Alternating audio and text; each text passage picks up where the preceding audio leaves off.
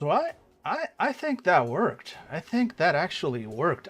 Folks, though I think the ads went through before I went in. It didn't reflect. Look, I've made a mistake. I'm here to confess to you that I have spent money when I shouldn't have. But in my defense, I wanted it. Also, it was on sale. I've wanted one of those little like stream deck things that has the buttons that you can use for streaming and stuff. But those things are like $100 plus at the cheapest end, and I cannot justify spending that much money right now on that. But then I found one. Then I found one for $40 total, shipped, everything. And it arrived like 30 minutes ago, and I've just been setting it up, and I think I have a button for it on it for the ads, and I think that worked. So like, yeah, no, I'm investing. I'm investing. Hobby, sir. I'm trying to make a living out of this. Look, I'm gonna even use it to see if I can switch over to the overhead. No, that's the other thing, but that's because I don't have I have the document up, but that one I don't have a button for yet. I say, but if I, nope, that's not it. Aha, there we go. Okay, there we go. That's the overhead camera. And look, buttons. Okay, they're not very pretty yet because I just set them up, but I've got my scene so I can switch over to see. Aha, I press that, and then I press a button again, and then if I just wanted to go. See? Fun. They work, and it's $40. $40, and it does the job. And apparently, one of the buttons that I set up was for the ads, and apparently, I think that worked. We'll see soon enough. Hey, the magic of technology. Indeed. Welcome in, friends. It's good to see you both today. I'm here in my little cave of darkness today as we explore the. I guess this isn't World of Darkness. This is the archipelago of insufficient light. We'll see how it goes and where it takes us. Let me go ahead and close this thing that I had open here because I was trying to monitor this. Now I don't have to. Beautiful. All right, great. Well, how's everybody doing? Looks like people are working from home, which I appreciate. I, for one, both work, live, well, work, live, I exist. I try and do this thing, whatever it is, from home. And now I'm going to go ahead and dive back into Curseborne with the lot of y'all, and see where it takes us. Because yesterday we spent some quality time, didn't we, folks? We spent some good quality time looking over the setting, getting scared at the beginning, maybe not for the right reasons, but then getting brought back because this is a game right up my alley about community and stuff like that. And just fighting the power, fight the man, row, fight the power. And any game that comes at me with that will have my attention, and so does Curseborne right now. And in my typical style, I took 3 hours to get through like 5 pages this time. I'm very proud of us. Gang, I'm so proud of us. And today I'm hoping to at least finish this one document and maybe start in on one of the legacies, the types of actual supernatural beings that we can play in this game. And at the rate we're going, by the time I'm done with the second legacy that's been released so far, because there's 5 or 6 legacies and they've only released 2 so far, they'll probably have released the next one in line. So you know what, I'm taking this at the pace that is necessary to keep up with their current Kickstarter preview release schedule. Also, please note, as always, these are pre-alpha documents. These are being released through the Kickstarter. They are not the final documents. Layout, especially in artwork, is not final. This is just to give the backers a good idea and a good view of what exactly they are backing before they actually take money, I believe, on October, end of the month, either October 30th or October 31st. So keep that in mind. They just dropped another one today. All right, great. Well, I'll get to it next week, most likely at this rate. So on that note, gentlemen, ladies, folks of all sort of persuasions, I'm gonna have to get used now to. Oh wait, one more thing that I wanted to try. see if this button works. Let's see. So if I do this, yes, I've got buttons for socials, and I don't have a schedule yet. I'm working on it. Let me see if this also works for the YouTube. Maybe not. Oh, wait, no. Okay, it showed up, and the bot did it. Fuck yeah. Oh, hell yeah. It works for both. It works for both. Hell yeah. All right, I'm gonna have to play with this later tonight. You can set up folders, you can set up macros, so I can have a single button that does both the Twitch socials and the YouTube socials and whatever else I needed to do. These are great. This is great. All right, I'm a happy boy. I'm a happy boy. That was $40 really well spent. And it comes with a really solid base, like a heavy base. So it's not like I press it and it slides all over the place. It's really heavy. It would probably be heavier if I took this. Oh yeah. Oh yeah. Oh yeah. Wait. Sorry guys. This is gonna have to be kept off camera. This is not safe for. Oh, just pulling that sticker off. You're just gonna have to imagine it. Gonna have to imagine it. Ooh. I can show you the aftermath. Look at that. Look at that. Okay, so now that's got a little rubber bottom. Oh yeah, that's not going anywhere. That is not going anywhere. I'm poking at it. Oh yeah. Oh, that's good. That's good. Some people come to Twitch for the ASMR. This is what you get when you come to my Twitch channel. I am, in fact, there is no offendable button yet. I just have the socials right now, but I will have, like, what I'm gonna do is I'm gonna set up, because you only have 12 buttons. I'm gonna have to set up some folders. One for, like, chat, socials, and whatever, and then a folder for the scenes, and then a few other things. And then I can use that for other stuff. I can probably use it for video editing, buttons for like DaVinci and whatnot. So I'm gonna have a good time. That is $40 well frickin' spent, I think. Talk slower, you say. Talk slower. I don't know if I'm able to. I'm gonna try. I don't know if that is a thing I am entirely capable of. I get excited about things, my friend. I get excited about things. So anyway, let's go ahead and switch over to the overhead here, to the proper overhead now. Wait, is it gonna? Nope, it's still showing the camera. No worries, no worries. Here we go. I have to turn this on again. Don't have a button for that. Do have a? You click on it. You click on it. Where's my PDF file? There we go. There we go. Let me adjust it so I'm seeing kind of the same thing that y'all are. Oh, nope, stop that. No, what are you doing? There we go. That's about right. Okay, beautiful. There we go. Now we're all set up. We are professionals here, ladies and gentlemen. We are professionals. Let's see. While doing the sexy sticker pull. Oh, well. I mean, I talk quick when I get excited. And look, I'll give you this. Look, the underside. It's blue. You see that? You see that? It's blue. It is blue, and it is rubbery, and it just lays on that mat, and it does not budge. Damn.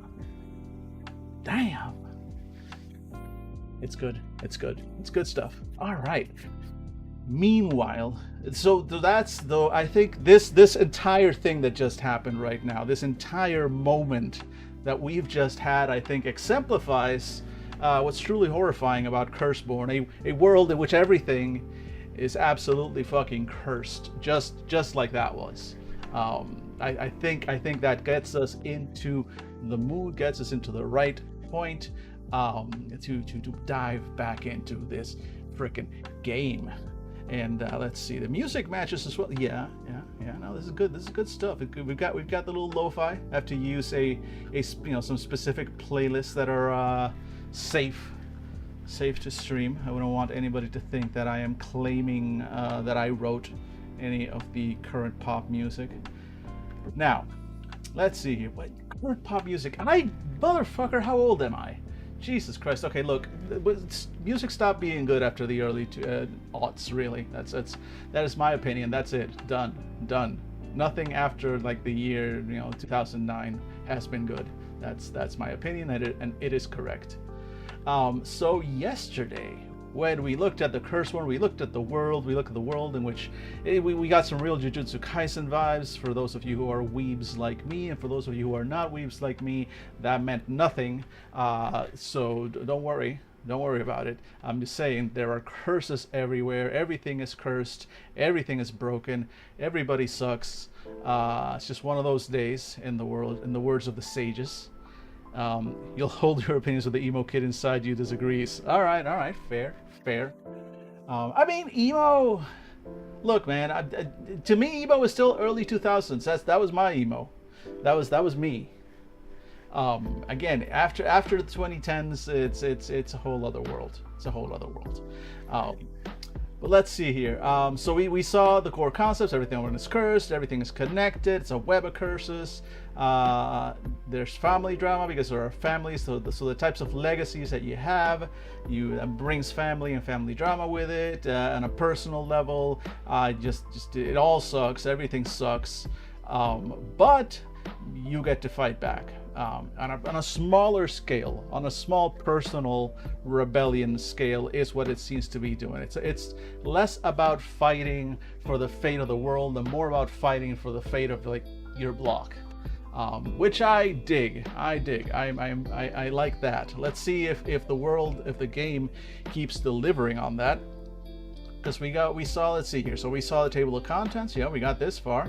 We got the introduction to the story path system. So we get a quick. We were left with some questions. This is not the worst, but I think in terms of wording, we were left with a few questions on what exactly it means. Like, because specifically it was this part, the fact that what was it? So you roll those dice. Each die was a hit.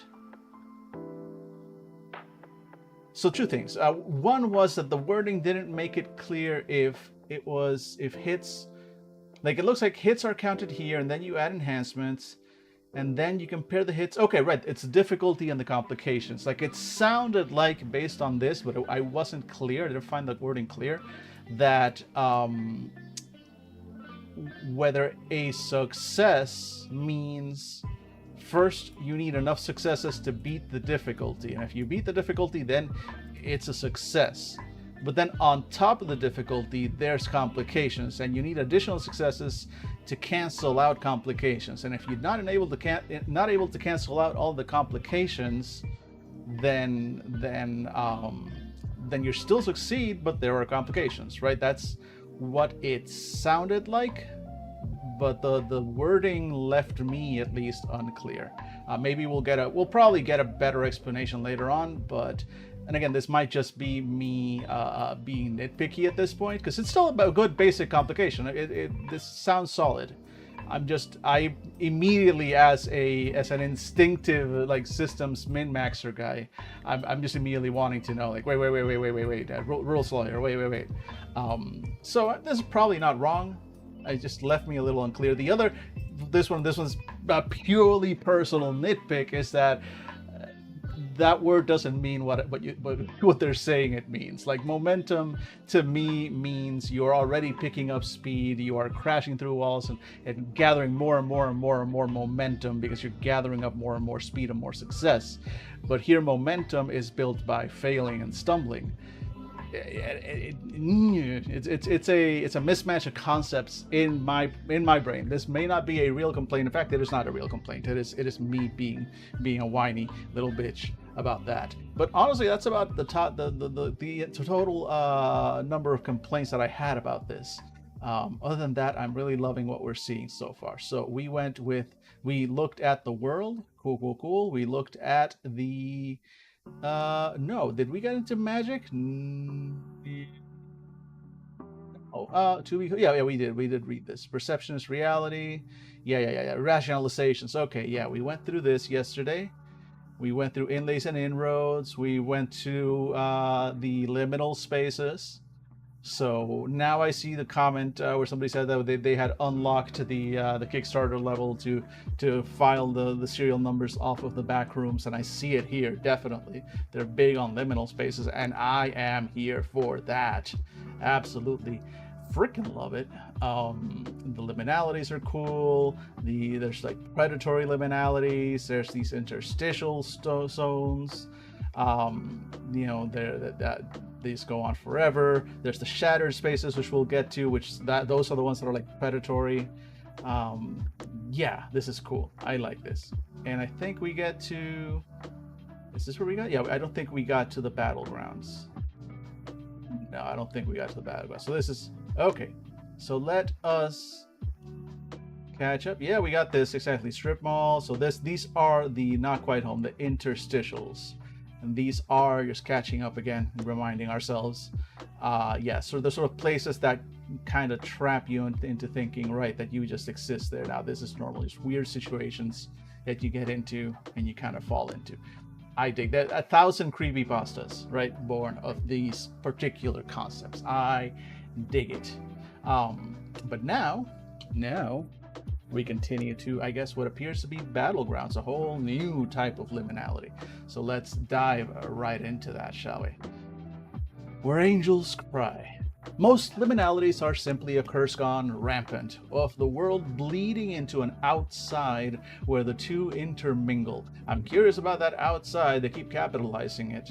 So it looks like we've got the world, Zawarudu, and we've got the outside.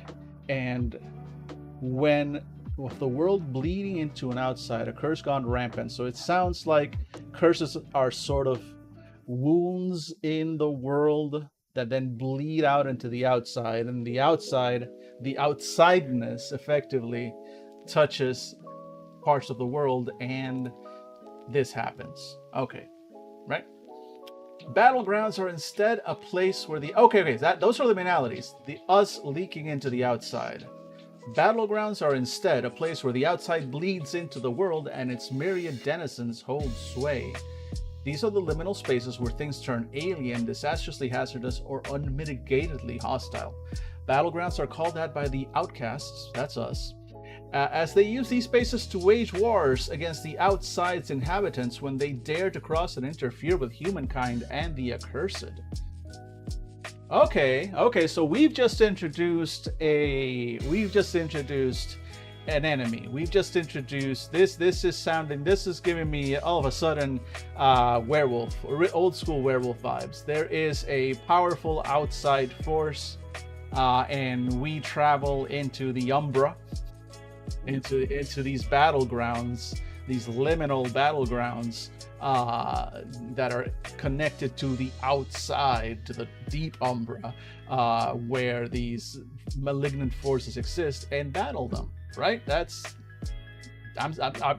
can't be the only one seeing the comparison there. Interesting. Because this at this point we are talking about all accursed. They're not talking about a specific lineage. They're talking about all of us. So interesting. There's no actual way to tell that you're about to enter editing. There is no actual way to tell you're about to enter, not entire, a battleground. Look, right? Alpha, early documents. I promised me I wouldn't be that nitpicky because of that, so I won't. I'm the worst person. Where do we go? There's no actual way to tell you're about to enter a battleground before you get there, but once inside, it's hard to mistake it for anything else. All liminalities hold a fraction of a curse, making them strange and frightening places. Battlegrounds hold not only curses, but outsides as well. And where the two meet, it becomes truly strange and moves from simply frightening to deadly. The environment in a battleground has no conformity to physics. Gravity may not exist, rivers may flow in arcs through the sky, and buildings may exist in a semi-state of ruin and glory as they float above ground. This is the home of creatures like the Battleforged and P-Borgs. All right. We've got defined creatures, the Battleforged, the P-Borgs, and more bizarre entities besides. All right. You're continuing to entice me, game. This is okay. You're continuing to entice me, but also I literally just said, wow, this game really feels like it has a very homey defend your block kind of feel. And then immediately dive into interdimensional cosmic conflicts against beings beyond our understanding. Slight bit of whiplash there. And I am once again left, wait a minute, what's the What are we doing here? What's the approach of this game? Is this monster slice of life, or is this, you know, it sounds like it's trying to be both. I mean, this is any given anime. I'm still on board, don't get me wrong. I'm still very much on board, because this is any given anime. You start in with episode 1 and people are meeting at the coffee shop and you know, getting together to fight against the class bully, and, you know, make sure that the you know, spring break concert goes according to plan. And then, like, 12 to 24 episodes later, you're punching God in the dick in a battle for the sake of all reality, right? So cool.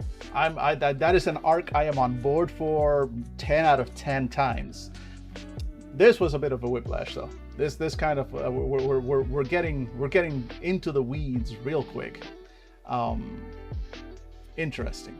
Let's see where this weirdness leads us. Battlegrounds are called that by, oh, you know, we already read that. Here we go. All liminalities, nope, we got that. Where the two meet, the environment, okay, we got all that. Yeah, the Battle Forge and the P-Borgs. This is where Archons, another new thing, reach from their realm into ours and alter reality with a touch or thought.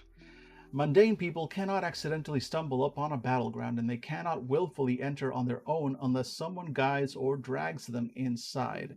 This means that accursed and other supernaturals are the only inhabitants of battlegrounds, which makes the outcasts feel extremely free to wage war uninhibited. The result is that battlegrounds are filled with murderous outsiders looking to get back at ancient outcasts, dead or fallen outcasts, and everything they brought with them, and stranger things left in the wake of many centuries of war. There are treasures, secrets, and possibly doors to the outside to be found there, if you're brave enough to face whatever dangers await. So these are mega dungeons. These are dungeon crawls. These are, I'm seeing influences of you know, a lot of those Korean isekai progression. Like, there are these secret rifts that lead into these side dimensions, where, you know, you can actually use your powers openly and whatnot. Getting vibes of that. Wait, didn't we see? This is page 17. Let me go back up a second. Didn't we see, what was that reference? Yeah, one of these references. The Magicians. Okay, now I'm seeing some of that.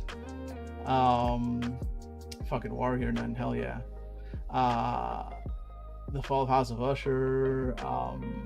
Being Human.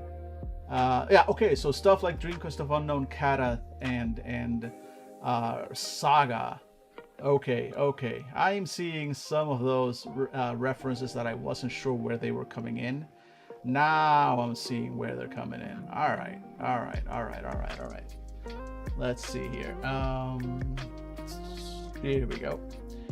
And also, I like, you know, I just like the idea of, like, you're doing, I mean, this is part of what I loved Changeling, old school Changeling, more than new school, in that it was, in a way, meant to be that. Is this game secretly Changeling? Have I discovered your secret? Is that it? Is that it, Obsidian? I'm gonna get a board and I'm gonna start making the comparisons. Oh yeah. I might have to start doing that tonight. Get a board ready so that I can do that as we continue. If I start seeing, you know, the connections, if I start seeing them, I'm gonna point them out, because I think I've seen through your little trick. I think this is all the meta game of Curseborne. It's Changeling. Anyway, but it is one of the things I like about Changeling. Like, you would live your regular life and you have some powers here in the real world as well. But also, you know, you got to pay rent and all that stuff. But then you could go into the dreaming and into these, you know, these places within the dreaming and the near dreaming and all that, and go into the deep dreaming where it gets really weird and there are things beyond that in the nightmare realms or whatnot. But then in the dreaming, they're kind of like these battlegrounds, and you can use your powers more openly and blah blah blah blah. Yeah. I see what you're doing here, Onyx Path, and you know what? All right. I'm on board. I'm on board. Now, let's see where we're at. A crumbling castle sits suspended in midair, with a collection of servants built from brass and meat, prepared to serve you whatever you dream of, if you will but play the role of king. In this keep, dreams come true and rapidly shift into nightmares, unless you can find a way of locking the queen in her dungeon. A wasteland of corrosive puddles spewing upward like geysers extends beyond the horizon. Bridges of interlocked bodies riveted with gold coins allow for safe passage. But this battleground is on a timer, and when the bell tolls, it abruptly flips 180 degrees, throwing anyone without the ability for flight into the air and towards a sea of mouths coiled in what was the sky. Okay, so that, if you've ever played the game Fall Guys, have you ever played the game Fall Guys? That is a not inaccurate description of certain levels in Fall Guys, a game for children. I dig this, all right? This is a way to get your players into the high weirdness. A battleground lets you, they're just giving you examples of just how crazy it gets. This is, all right, today, you know what? This is the Halloween game, and we're gonna get real weird with it. We're going into a battleground. Forget your resources stat means nothing in here. Yes, okay, I love this. I would use the fuck out of this. I would abuse this, sadly enough. But that's just who I am as a person. All right, we are 4 minutes. Have we really? Yeah, we've been going for 30 minutes. That's amazing. That is absolutely amazing. And so I think this is a good spot. I'll run the ads real quick just to make sure so we don't get the preloads and all that stuff. And then we will do Nightmare House here. We'll read all of this. I'm excited. I'm having fun, folks. I'm having fun. So let's see if this all works. Hold on. Boop. Okay, press the button. Don't know if it's working. It is.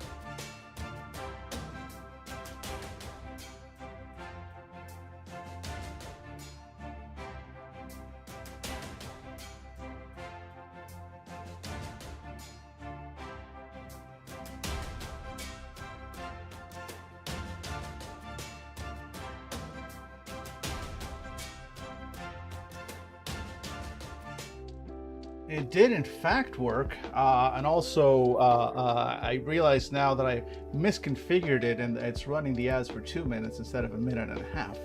Let me just go ahead and modify that real quick. Don't worry, I'm not going to accidentally run them again. Proceeds to immediately run them again.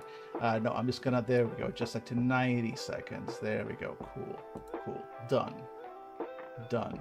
All right, that's just, so next one should be actually the 1:30, not a full 2 minutes, because I don't want to be away from y'all for so long. I really, really don't. But yes, okay, so cool. So that actually works now. That button works. I'm honestly, I'm like super impressed with this thing. For 40 freaking bucks, this is really solid. I'm very pleased. I've had this thing for 35 minutes, according to the stream. But you know, they've been a wonderful 35 minutes. Props to who makes this? Who makes this shit? Mountain.gg. That is, look, I'm gonna, not sponsored, but in my hand. Mountain display pad. Look it up. This shit's solid. All right. Let's see here. As we stated, you are not safe with our own thoughts. It's true. No, 2 minutes is too long. That is specifically why I put the ad breaks for 1.5 minutes, because any longer than that is dangerous, honestly. So I apologize. This is my, in fact, you know what, here, this is my apology video. I sincerely apologize for placing you all in danger, leaving you alone with your own thoughts for an actual 2 60-second periods, 2 minutes. That was irresponsible of me and will not happen again. And I thank you for letting me grow throughout the long history that we've all had together. Now, speaking of nightmares, let us get back to it. Nightmare House. We got a little bit of fiction to start with. So let's see. All right. Here we go. Let's see here. I went out dancing the other night. Had a little blow beforehand. You know, get the party started early. You know, no judging, okay? It's all cool.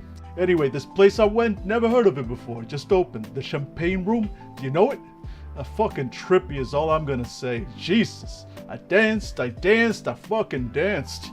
Everyone on that floor with me, it was like they was in on a joke or something. When I threw myself around, they did too. When I screamed, they did too. When I laughed, the whole club burst out laughing.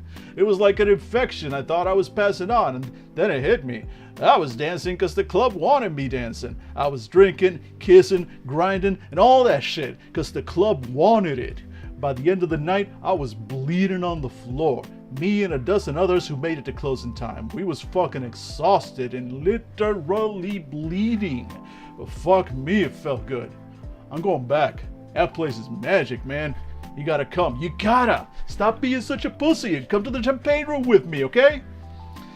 I think we've all met that guy. Hi, guy. For a minute you thought your headphones broke? No, that was just acting. Welcome in, Himang. Welcome in, buddy. How you doing? That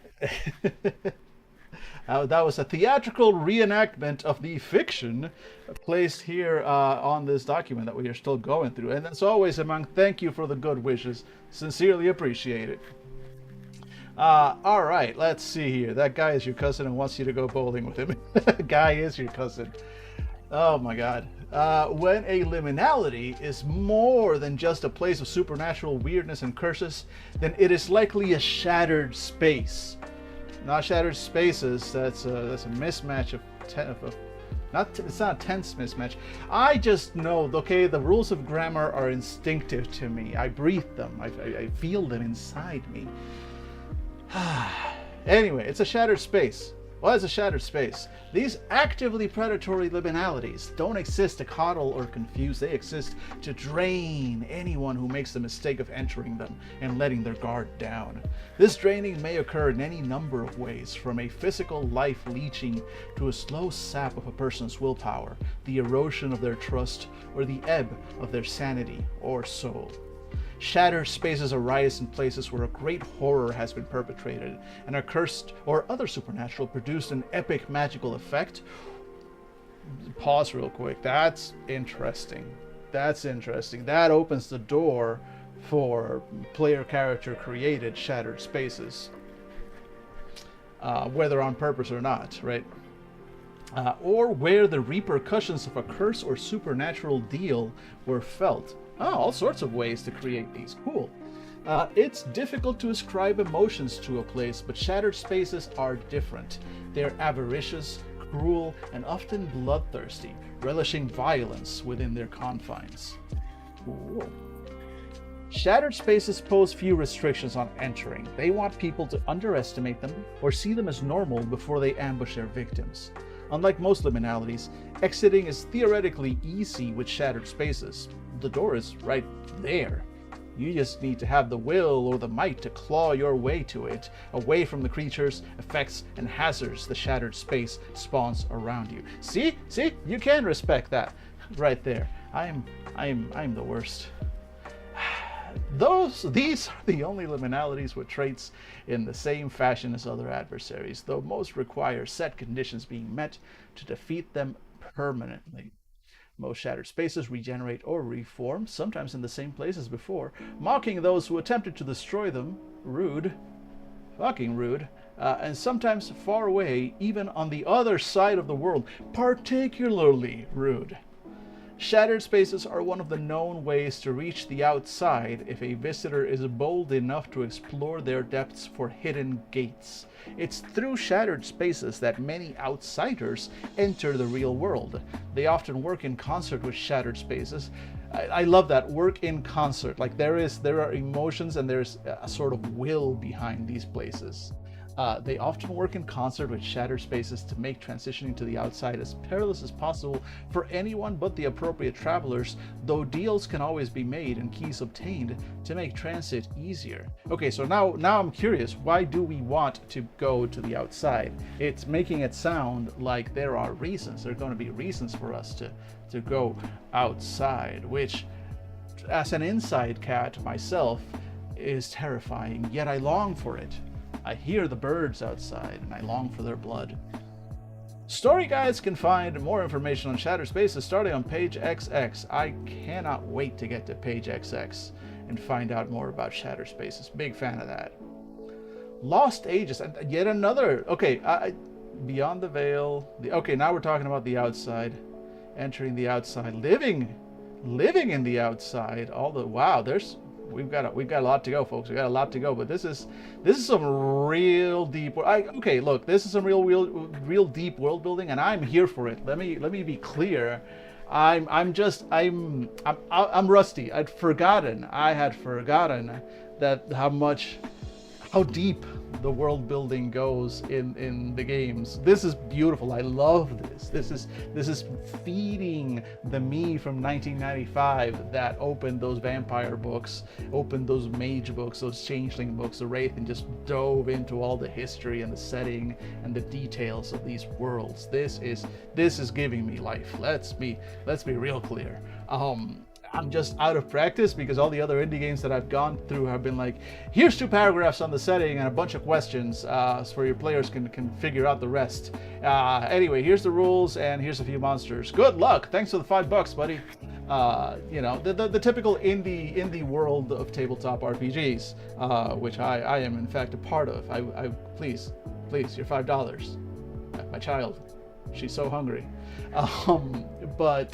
But I'd forgotten how deep this can go, and I am here for it. I'm really enjoying this because I like this. I could totally see myself actually doing some content on this later on, as if this wasn't already, technically content.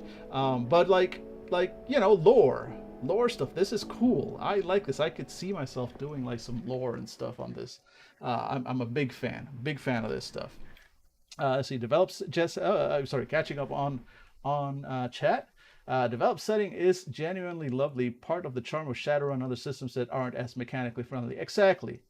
Like, look, I love a good setting. The problem with the good settings here is, and this may be again a me problem, since the bulk of the games that I play are with Fandible, are here with us, and we switch systems around literally on a weekly basis a lot of the time. So most of the time when we get into a game, and especially as you get older, like you don't have time to read through these, which is why I'm trying to make it my job to read through them, as I'm doing now. But so point is, it's hard to expect. Like, I devoured all the old vampire books and all the old World of Darkness books, and even the new World of Darkness books when they came out. I still just devoured them from cover to cover, because I had more time. I guess I have time now, but like up until recently, like, and especially as we were switching systems, often nobody had time to read through the entire setting. I was like, give me the elevator pitch and tell me what I need to roll. Let's go. We got to record, you know. Which is why I say this may be just a me problem. I would like to think that people playing this, you know, that really want to get into it will read more.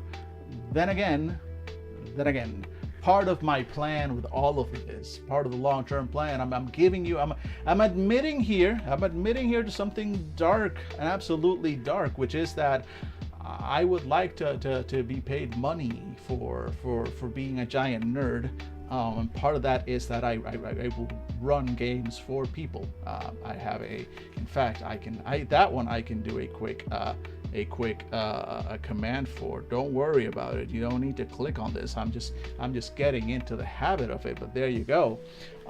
That is my pro GM profile, and I'm trying to get into this and run games for people. And right now, the only games I have listed are actually Chronicle of Darkness games. I actually have 2 games listed with no players signed up yet, understandably, but that are Chronicles of Darkness God Machine stuff. I very much would love to run this.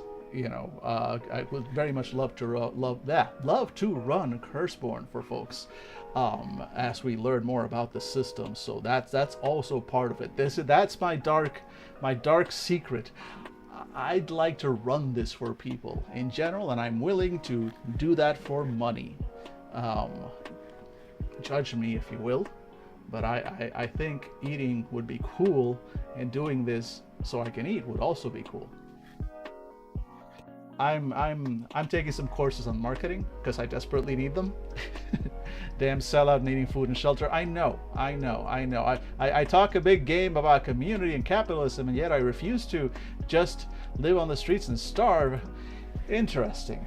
You know, we're working on it, man. We're taking some steps. We're doing some things. We're setting things up. We're taking some goddamn chances. All right, let's dive into the next type of not shattered spaces, the next type of sort of liminal space. I do love that there are so many, that we're going deep into this. Fuck yeah, let's go. Lost Ages. How are we doing on timing, by the way? Just wanted to make sure we're not missing. I'm not like, I didn't already ramble for 30 minutes. It happens. Sometimes the world forgets. Time continues on, but somehow a specific time is locked forever within a liminality. People call them epochs. Okay, so that's one of those words. It's an epoch? Epoch? It doesn't get used often enough. It's for me to have 100% captured what the correct pronunciation is supposed to be. Epoch or epoch? Epoch. Yeah, I've heard both ways. Yeah, say it with confidence. All right, so an epoch. The thing is, I want to pronounce it epoch because it is época. I speak Spanish, and so in Spanish it's época. And so that's how I want to pronounce it. Epochs, but epoch, but it's an epoch. Whatever. People call them epochs, and they are liminalities. Now saying epoch sounds weird. They are liminalities that are not a space, but a time. Finding or stumbling into one is exceedingly rare. Wait, give me a second. I feel like I need to. There we go. Move the microphone up a little. There we go. All right. So these are rare. These are rare, super rare, SR or SSR rated in the gacha of liminalities. Little is understood about these vanished eras, swallowed into time. The theory goes that a liminality can develop to such strength that it consumes the entire world, taking most of the people in the world with it. What? These are the people who accept the new reality at face value, including most accursed? Okay, wait, I'm going to keep reading because this just went in a... Wait, what? The most recent chronicled epoch? God damn it. Now I can't even say it confidently. I don't even have that. The most recent chronicled epocha was somewhere in the early 1990s, around the time the Cold War was considered finished. A new world had dawned, and with it a new epoch emerged. Okay, epoch, that's it. That one came out natural. Epoch it is. God damn it, it's epoch. Hey, vocal antagonist, welcome in. Came in just in time to. I was like, yeah, epic sounds right. God damn it. Hey. All right. Well, epoch it is then. Okay, where did I go? Here we go. So. A new world had dawned, and with it a new epoch emerged. Another occurred with the start of the Great War in 1914. Accursed speculated as to when the other epochs occurred, with many guessing that September 11, 2001 was one. The archivist maintained that epoch wave is still washing over the world and it's too early to declare a new world state, but the Raptors hotly debate this claim. Note that only most of the world's people move with a liminal epoch. A small percentage remain in the prior epoch, lost in a world where over 99% of the world's population just disappeared, became blank-faced avatars who transformed into world-eating imps and worse creatures. Each epoch has a different effect on the surviving population and the people who moved with it.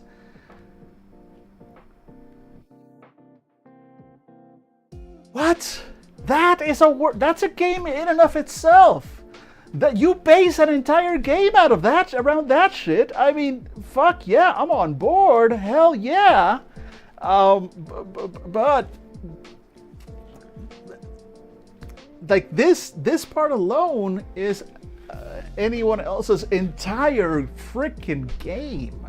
And this is just like, oh, by the way, there's also these super rare. When you roll on, or when you pop in the coins and you do the gacha thing, and a little capsule comes out. Sometimes, 99% of the world's population will turn into evil, world-eating imps. And you're just gonna have to fucking deal with that. In what we were sold a few pages ago was kind of a real sort of slice of lifey / fight the local power, fight the evil landlord, and then and do a block party to raise funds to keep the evil landlord from bulldozing the yard where the kids play basketball. And then we very rapidly went into supernatural battlegrounds against invaders from outside. And now we're all of a sudden doing predatory Mandela effects. I'm on board. I'm just getting a little bit of whiplash. Holy shit! I don't think even Mage pulled out this level of crazy this quick. I don't think. This is a lot. This is a lot of crazy. Very quickly, and I am on board. I love it. Talking a thread, find Lovecraftian horrors, which is right up my alley. Yeah, I'm having a good time. Mummy might have, but it's been a long. Yeah, true. Mummy also like went some places. Holy shit, some of those mummy powers were wild.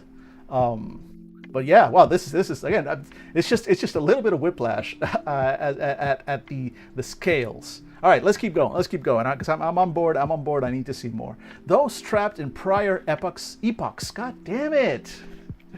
This is gonna haunt me. This is gonna fucking haunt me. Why did you name it? Okay, this game and I are now officially at war. We are having some problems with the terminology.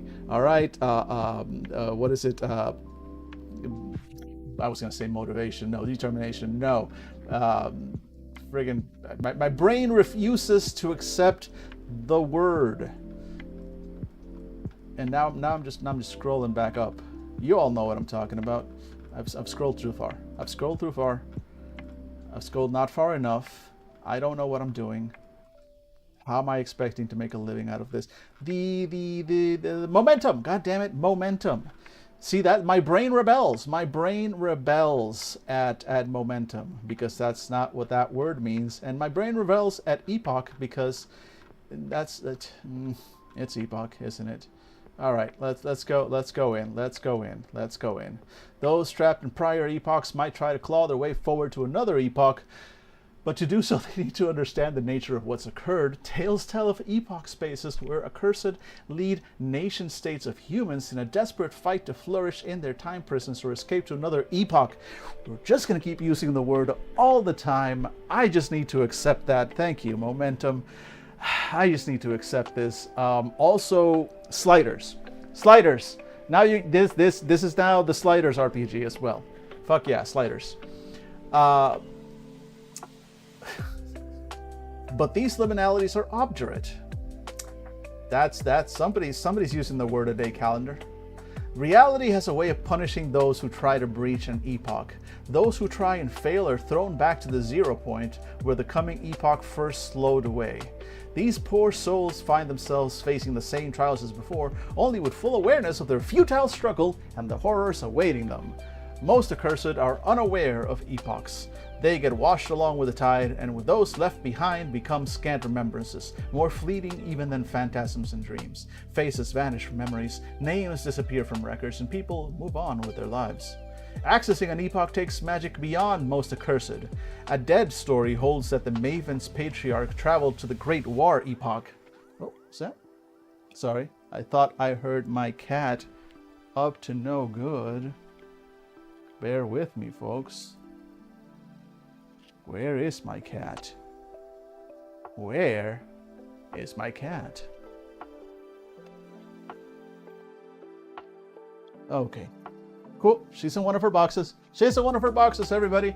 No, alert down, alert down. We have found the cat. She's in one of her boxes. We're good, we're good.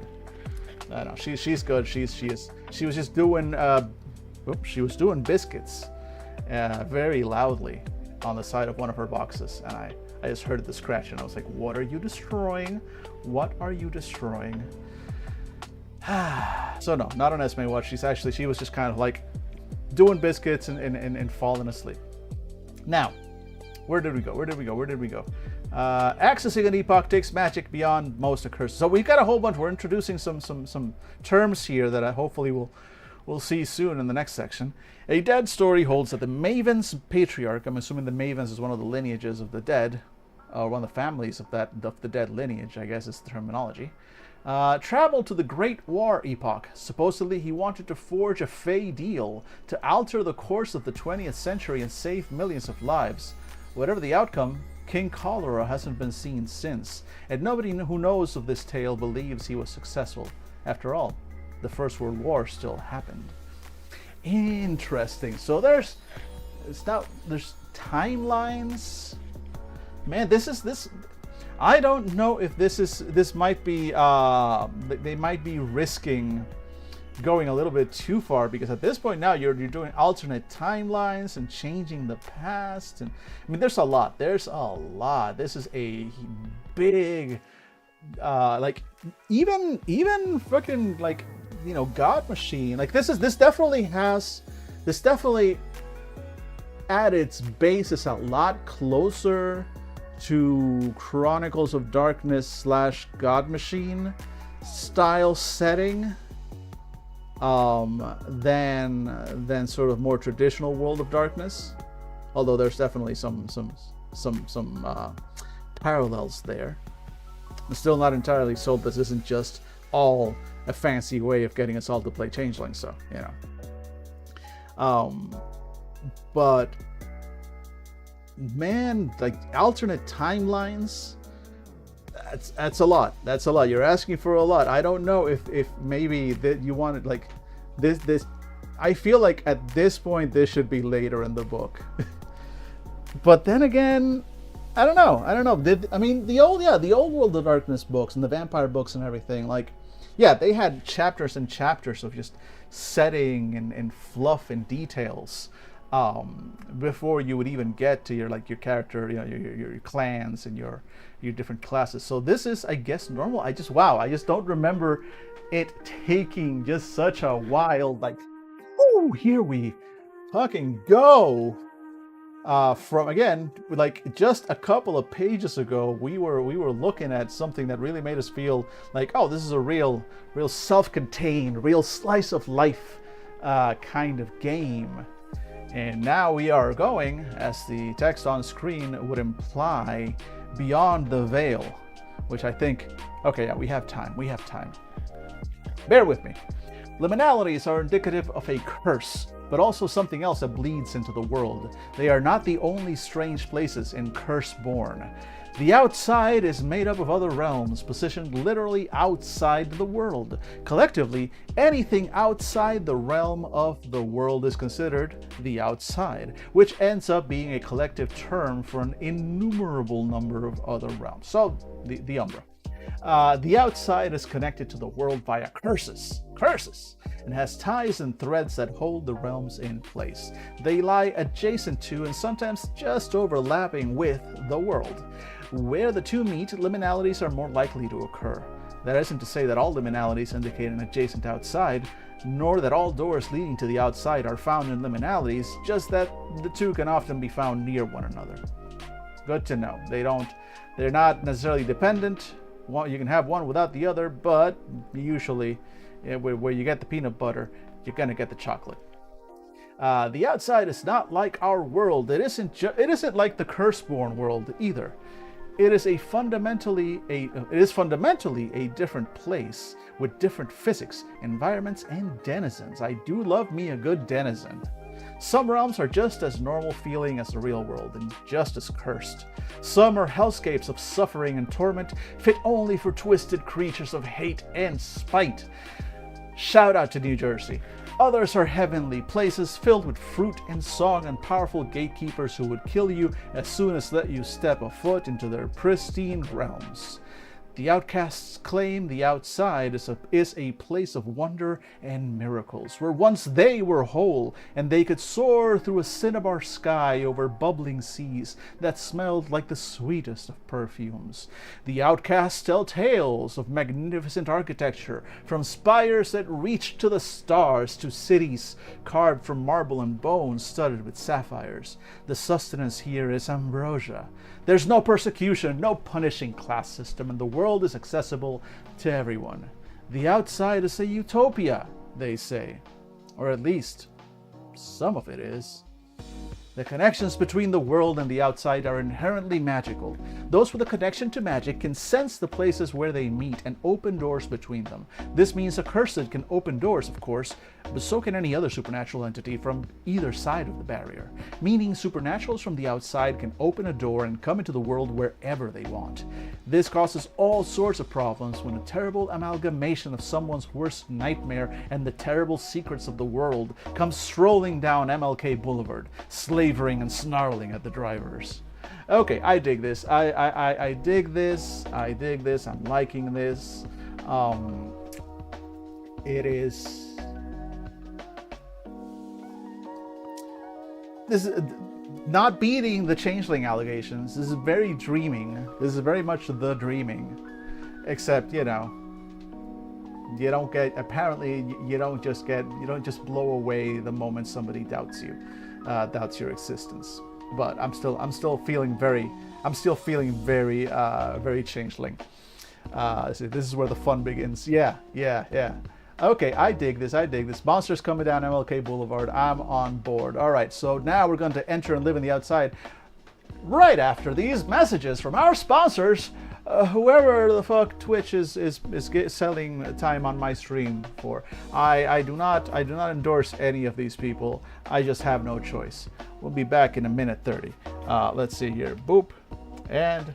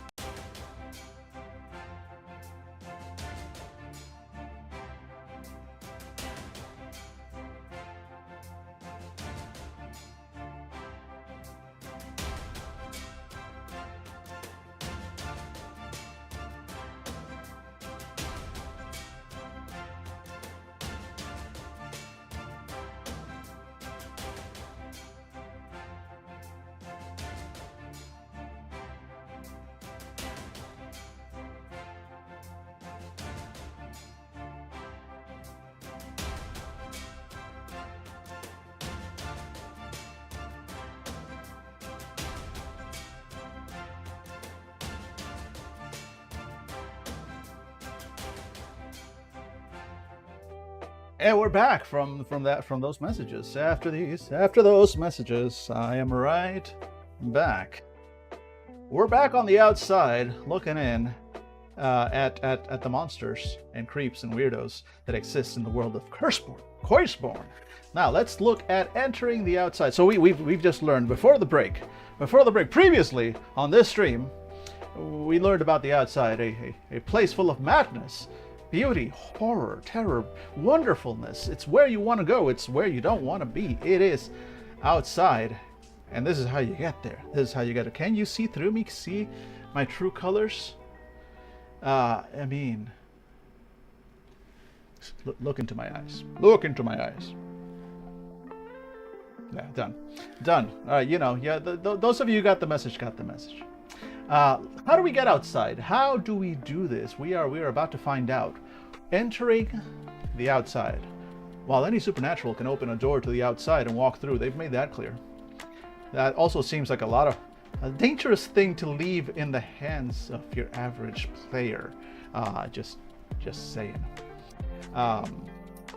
Finding portals and making your way to them is another consideration entirely. Many portals that lead to outsides are buried within liminalities, and some within the more placid ones, but most in battlegrounds or even shattered spaces. There are a few portals not associated with liminalities at all, but discovering one and opening it often leads to a liminality forming. Unlike liminalities, all doors to the outside are under lock and key. Finding the key isn't necessarily difficult. Most portals open with just a tug on a curse. A few, especially those outside of liminalities, require more elaborate rituals, magic, and cursed items to open. Cursed items, again with JJK vibes. I wish everybody here. No, actually, no. I was gonna say I wish you were all in my head so you could, but no, yeah. Trust me, buddies. You don't want that. Point is, go watch Jujutsu Kaisen. It's good stuff. Unlike liminality, you can do keys, tug on a curse. Cool. Cursed items, here we go. Once such a portal to the outside has been opened, once the person opening it no longer needs to use a special key to unlock it. Controlling a newly opening portal is often the subject of disputes among supernaturals, with wars being waged over the caretaking of such places. Okay, now we've got turf wars, we've got supernatural, again, not being the changeling vibes. This is freeholds. Living in the outside. Few accursed dwell in the outside. Most inhabitants of these realms are monstrously inhuman. It's possible accursed who have grown to a significant power level can establish kingdoms here, but few accursed would choose such a path. The outside's native inhabitants run the gamut between mythical beasts and super-intelligent godlike beings of magical origin. Lurking in isolated realms few have visited and few have returned from are monsters, peoples, and accursed condemned to the books of history and folklore. This is where devils known to humanity are said to hide, and where the fae from whom the sorcerers bargained their power gestate, waiting for the appropriate time for their rebirth. The farther one travels in the outside, becoming accustomed to its alienness, the more one changes, physically and spiritually. Eventually, you won't resemble the person you were when you arrived, and you'll no longer survive in your original world. For this reason, if accursed need to visit an outside realm, they don't contemplate living there.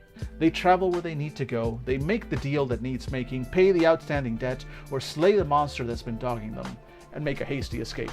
Again, not beating the changeling vibes, this feels a hell of a lot like the dreaming, and the effects of the dreaming on you. Is the outside a realm of fairies, a human hell, or a place of cosmic horror? It could be all these things. The raptors, collectors, and historians among the primal once traced their provenance to an outside realm, and one brave feathered serpent made the journey there and back. She told a tale that every nightmare imagined and penned into the pages of fiction was born in this place, that the seeds of horror enter authors' minds because the outside plants them there. Every night terror is the outside's attempt at influencing the world on the other side of the divide, and the more people suffer, the stronger the outside becomes. But that was just one account from one raptor, and she disappeared soon after the telling of this outrageous story. Again, changeling vibes. Examples of recorded outside realms are detailed starting on page XX, with more to come in future books for Curseborne. We have accursed realms. outside realms, future books. We've got modules. We've got adventures. We've got you will have. They want their version of Strahd. They want that. And honestly, I'm not entirely opposed to it. I kind of dig it. Let's go. Cursed Respite. It's the power outage that does it. Everything goes dark, neon beer signs die, the jukebox cuts out. Yeah, that's what does it. The silence coaxes confessions out of our throats the way an electric current pumped into the soil occasions night crawlers to surface. Chairs and bar stools find their way into a circle of their own volition. More than a few of the pub's patrons are veterans of one-off support group or another. No one organized this, no one planned this. We just know we have to do it. It's moon gravity. Each of us is a quivering boil fit to burst. Lanced by the needle-sharp silence, we gush, one by one. We bear witness. Amid the layers, the patterns, and the weave of curses, pockets of space form where magic is so powerful that no one and nothing may master it. Much like the eye of a storm or the calm before a tornado, these places feel unsettlingly pleasant. It's as if a curse so powerful as to vibrate the very air overlooks a space and yet it remains unblemished. The accursed call them loopholes. Other curses have no sway in these places and magic fails to take hold. The effects are striking. If someone is currently suffering under the effect of a curse, it immediately stops when they enter the premises. A cursed mortal is suddenly cured of their mysterious ailment, and active damnations quiet while inside. Of course, these curses are still intact, waiting to take hold again whenever the person leaves. Before their stay within the place of deferment, they have a brief respite from the suffering.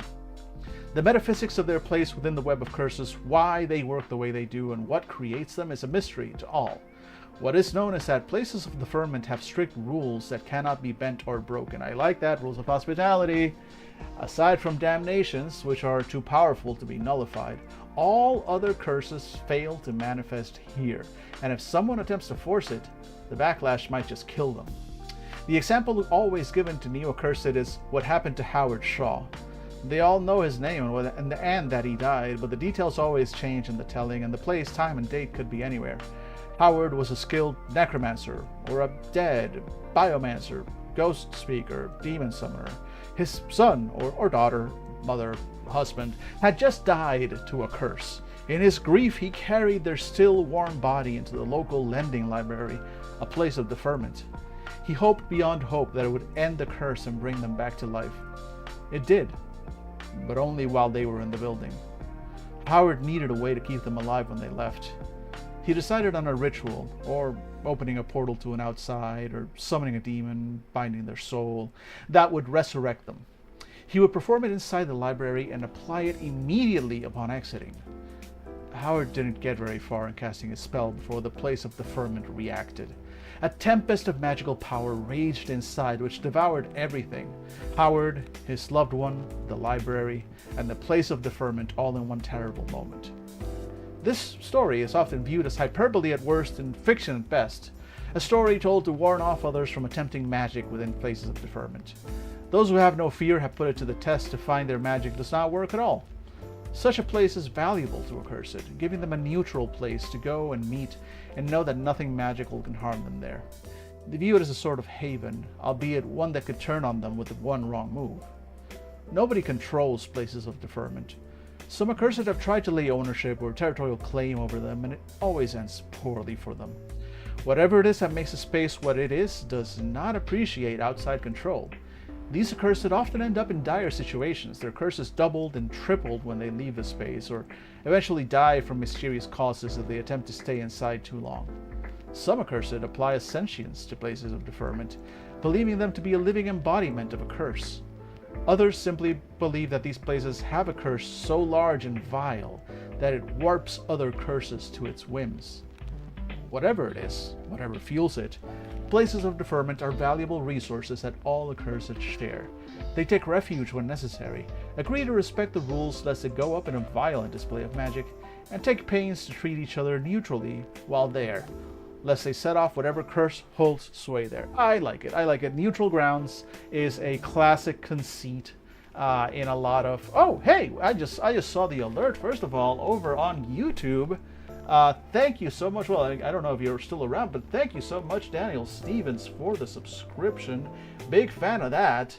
I really do need to get around to making some like pop-up alerts and stuff for follows and subscriptions and such. I'll get to that. I did that once. I did that back when I used to stream more regularly a couple of years ago, and well, I'm streaming pretty regularly now. It's just, man, where do the days go? I never have enough time for anything. We'll get it done. We'll get it done. But thank you again to Daniel Stevens over on YouTube for the subscription. Very much appreciated. Let us go here. Take pains to treat each other. Okay, so anyway, neutral grounds. Like it. Places in one example that's coming to mind right now is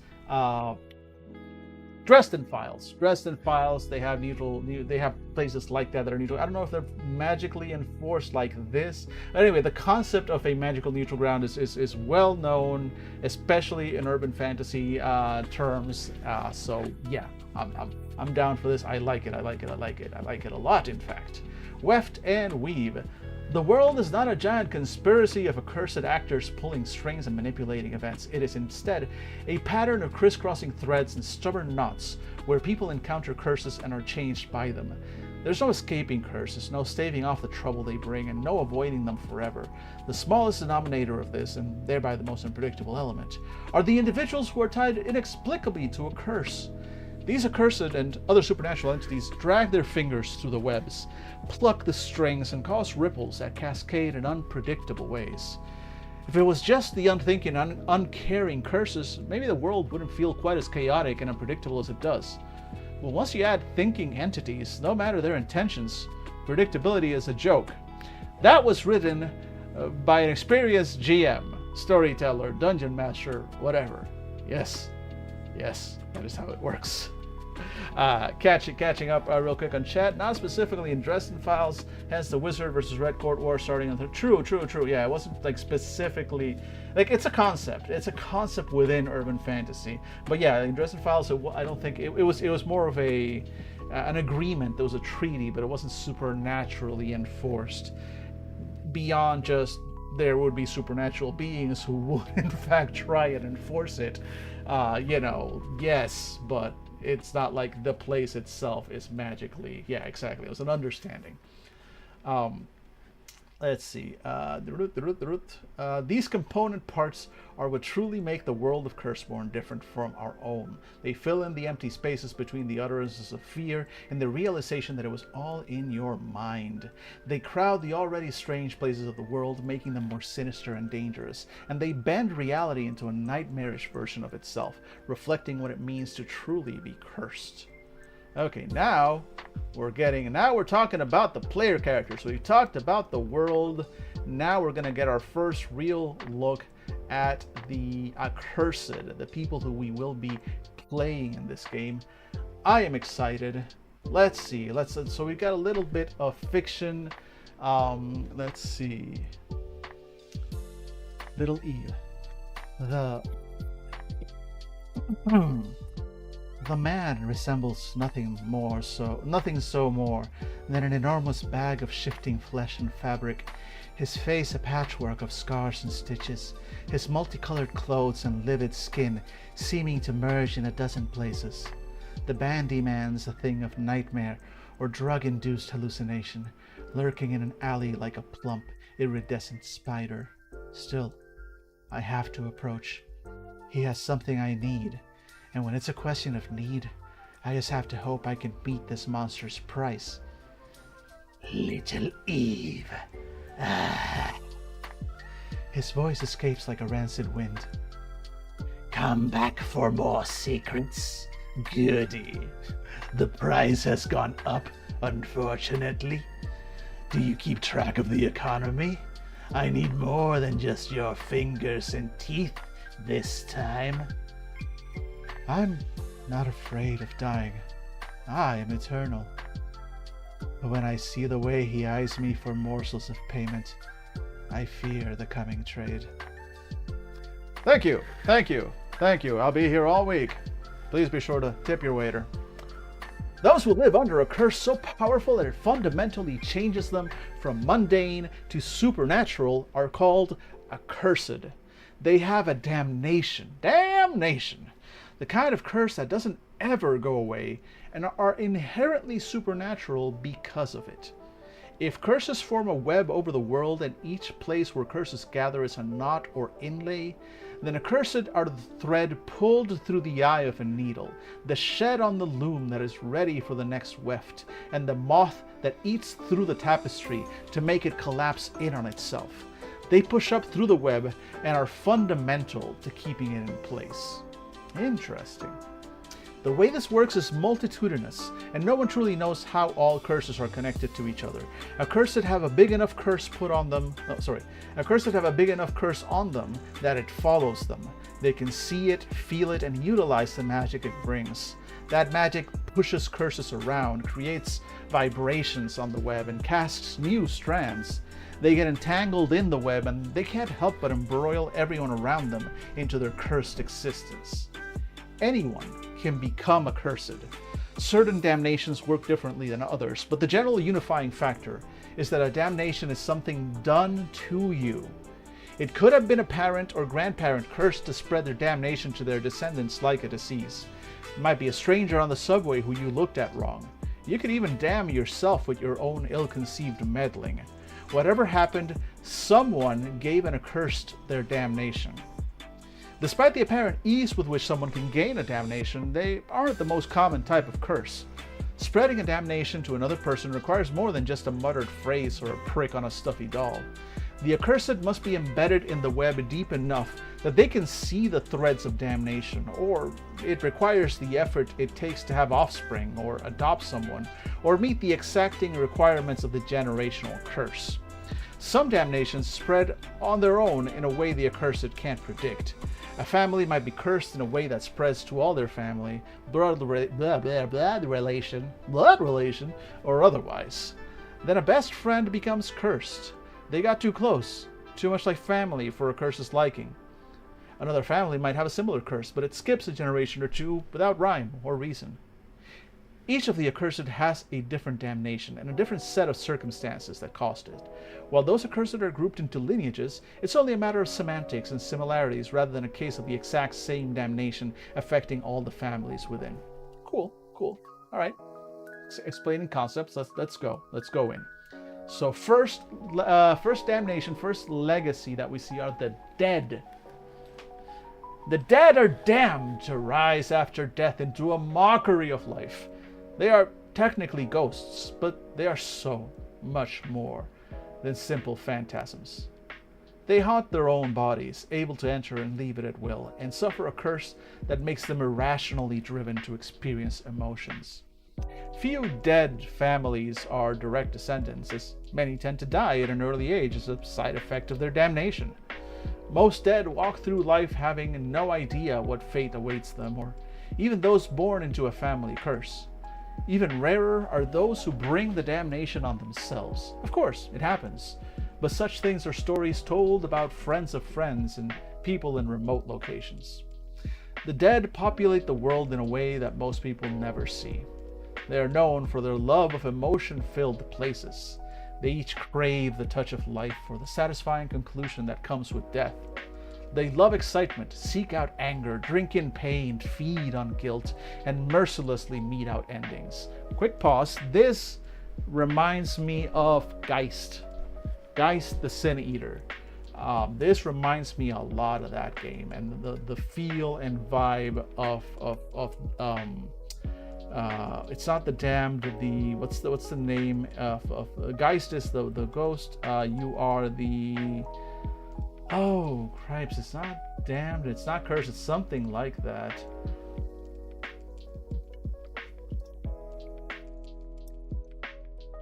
God damn it. Sin Eaters. Yes, no, they're Sin Eaters, but they have a word that they use for themselves besides Sin Eater. The Bound. That's the word. So this reminds me a little bit of The Bound. This reminds me a little bit of that, where you come back from death and you have this connection to life into emotions, into stuff like that. Yeah, it has that vibe. I dig it. I dig it. Geist is one of my favorite game lines, by the way. So, hi. That's one that I should someday do some streaming or content creation, because there's almost no content out there on Geist that I know of, and that's a goddamn shame. Let's see. Where do we go? Any place where emotions might run high is likely to have a dead or two hanging around. Nightclubs with driving bass beats and sweaty dancers, fighting rings where onlookers shout at their favorite combatant to win them money, prisons housing death row inmates, churches with guilty penitents, hospitals with grieving widowers, and graveyards at night where people fear to tread are all likely haunts for the dead. Most dead families apply ambient effects on their environment. As a result, where the dead frequent, unknowing humans often find themselves acting in charged ways. Charged? Yeah, I guess charged instead of... I don't know if that was supposed to be charged or changed, but yeah, charged works because feelings and stuff. Whether rendered with feelings of incredible guilt, confusion, anger, or dread, many accursed can sniff out a dead hangout due to the uncanny way in which people act there. The club where people strip down to their underwear every night, the courtroom famous for its guilty pleas, the high-rise block rampant with violence, and the care home where nobody suffers and everyone is given dignity, are all likely signifiers for this lineage. Yeah, that last one specifically, absolutely horrifying. They have a dial for life, and there are few among them who don't enjoy cranking it up to the maximum. Yeah, this gives me some serious Sin Eater bound vibes, the feeling for the dead there. I like that. I like that. The hungry. So these are the vampires, right? These are your vampires. There's a reason they're called hungry. They're cursed to always have a need, a gnawing desire for sustenance that no matter how much they get will never be enough. Their damnation puts them in stasis, allowing them to live forever with this hunger that hounds their every step. Vampire, right? That's vampire. A hungry's damnation is inflicted on them by someone else in the most visceral way possible. It's a sharing of a meal, the very meal that they will long for forevermore. The meal is the person, and their curse comes from partaking of the accursed who feeds it to them. They all desire blood, but they often desire more esoteric things. Some hungry crave emotions, others blood, still others flesh, and so on. No matter what it is they hunger for, it must come from a living being to have any chance of satisfying their curse for even a moment. There are legends that the first hungry cause their own damnations, but it's unheard of in modern nights. Whatever it is about their curses, they cannot simply spread their damnation through contact and relations. Instead, it requires a ritual and a disconcerting amount of blood. You can find hungry wherever their cravings drive them. They gravitate towards locales rich with their prey, and they often favor a certain type of person over others. They could be anywhere, draining the emotions from coworkers, eating the hearts from the dying, stealing the souls from innocents, or prying memories from drunken college students. Hungry hunt often, and keep meticulous track of their hunting grounds and territories. You'll find hungry like to influence entire city blocks, making sure the people who live and frequent the area are exactly the kind of people they would like to take a bite out of. Few hungry are foolish enough to consistently feed from the same source, which means they must cultivate many areas of influence where they can exert their power and sate their hunger without incident. The bar where attractive young things keep getting invited to a VIP room and never emerge. The morgue where bodies keep ending up in different freezer drawers. The roadhouse where fights constantly break out. And the spa where people go to relax and inevitably feel even more drained after their treatment are all hallmarks of hungry activity. But the hungry are so good at what they do that their human prey just keeps going back for more. I like it. Alright. Then the outcasts. Of all the accursed, the outcasts are the most curious. Their damnation is an external thing in the extreme, meted out ages ago to an ancestor that they may not know or remember. Whomever it was didn't come from this world, but instead came from a place on the outside. Their curse was exile, and now the outcasts are cursed to be half in, half out of the world. Okay, so outcasts, because at a few points in the previous text, I got the impression that outcasts were that basically we were all outcasts. I know we are all cursed, but I thought outcasts were the player characters. But no, the outcasts are a specific lineage within the accursed. Good to know. Good to know. Let's see. The damnation is eternal thing in the extreme. An outcast damnation often comes from an ancestor. Some know they are cursed from birth, taught to see the signs that their damnation was settling over them. Others have no idea until the damnation finally takes hold in a disastrous display of otherworldly power.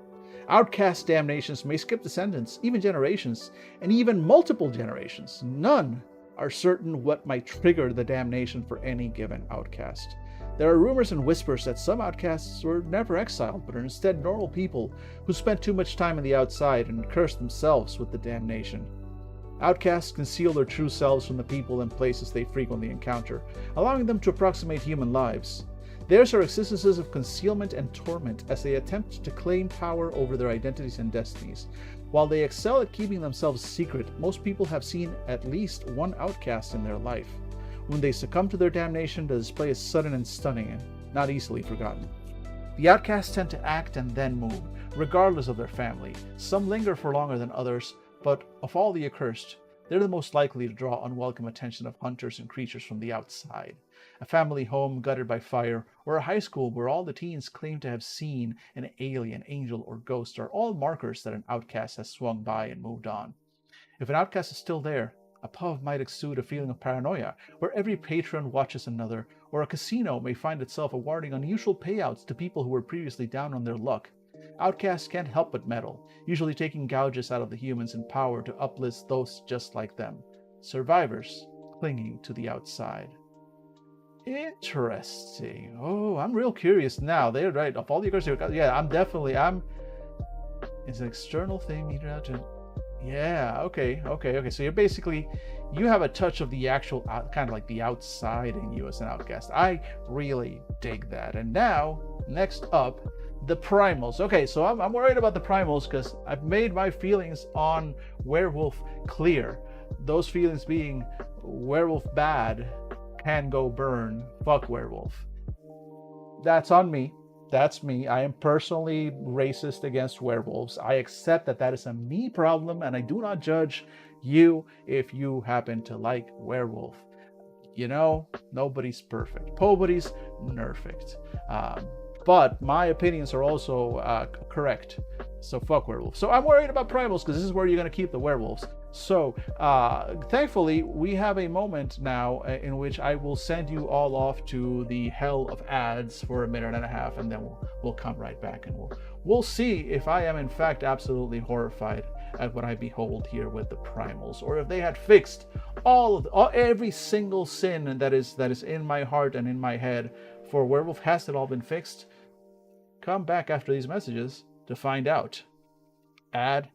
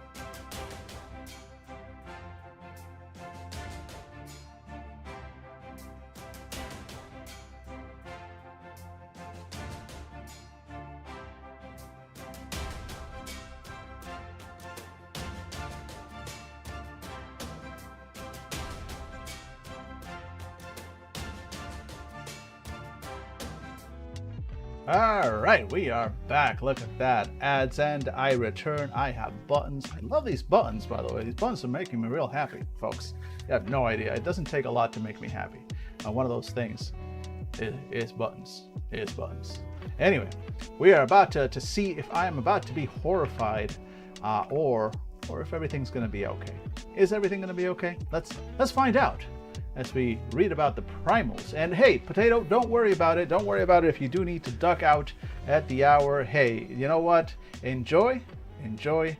Take your time. I know I do this every day. I can do this all day, I say, much like Captain America. But I can't actually do this all day. It would be very tiring. Part of the reason I stand up is to make sure I don't do this all day. Left to my own devices. Look. Let me just be very clear here. One of the few reasons that I'm not streaming a lot more is I currently have a housemate, and it would just be kind of rude because I'm walking around, I'm making noise, I'm doing all these things. I suck at the video games, and I will yell about it. So when I have a housemate, they're here in the evenings, and I try to not be a dick. That situation is going to change probably by the end of this year. I will no longer have a housemate. I will have this place to myself, and that's gonna be fun. It's gonna be fun. It also means there's gonna be a lot more of me around. So this is me ramping up. Once I have this place to myself, it will be a content palace. That is terrifying. Let's go. All right. I did say, Struggle Buzz, that I was a cat to betting things to the buttons. Yeah, no, exactly. I love this. I'm gonna spend probably tonight. I'm just gonna be like redoing, because right now these buttons, they have physical play. By the way, so side note, I placed my meaty, greasy paws on a stream deck. Also a Steam Deck. It is very similar ones. Where is it?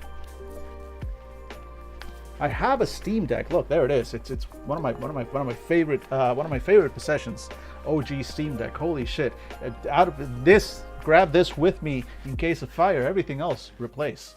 Anyway, but no, I placed my meaty paws on a Stream Deck with the buttons, the official Elgato brand, El Kitty brand Stream Deck. And it's fine. It's the same basic thing, little buttons with screens behind them, whatnot. They're very mushy buttons. Mush. You know what I'm talking about. If you've got one of those El Cheapo keyboards with the sort of plastic gum, like rubbery backing underneath, those membrane keyboards that mush. I'm also a mechanical keyboard snob. This is a very fancy mechanical keyboard. Anyway, this. Less than half the price. Clicky buttons. You press the button, there's a clicky. It makes me so happy. Clickies. So but what there isn't is a visual feedback yet, because I haven't programmed it yet. So right now I hit a button and there's nothing indicating on the button that it's been clicked. I felt it click, so that's cool, but I need to sit down and program this and set it up so that it lights up or changes the color on the one that is active, just for reference's sake. So I'm gonna have fun with that. I'm gonna have fun with that tonight. I'm a giant nerd, and that's what I do. Hey, werewolves, right? Let's see. The primals. The primal are cursed to house a violent primordial force they call the creature. Their damnation is letting that thing into them and forever fighting for control over their own life with it. When they inevitably lose this battle, the creature physically transforms them into a beast. When they keep control, they can shapeshift at will, but doing so only tempts the creature to take over. Primal damnations. That's pretty badass. That's a pretty badass way of referring to it. Primal damnations come in all varieties. Some families pass their curse down to descendants, and it may affect every single family member, or skip some over. Other families actively spread their curse using ritual or tooth and claw to pass the creature along. Still, other primals invite the creature into themselves, making a desperate bargain for power that they come to regret immediately. Primals treat territory as a vital part of a cursed existence, particularly for their lineage. Part of that drive comes from the creature scratching and ripping away inside them, and part of it is simply logic. If they know who claims what, they know where they may hunt, play, and war without disrupting the balance. Okay, so they're territorial. They often lay claim to single buildings or at most a few houses on a dead-end street. Some prefer wide open spaces, claiming parks, rural sprawls, forested areas, or even nature preserves. Those who prefer city living might take on an entire apartment building, university complex, or shopping district as their territory. While most simply draw lines through a creature-driven need to patrol nightly, others draw up charters and negotiate territory among themselves to ensure everyone has the right of it. Then, when they enter each other's territories, they know exactly what to do to maintain the peace and show respect. Interesting.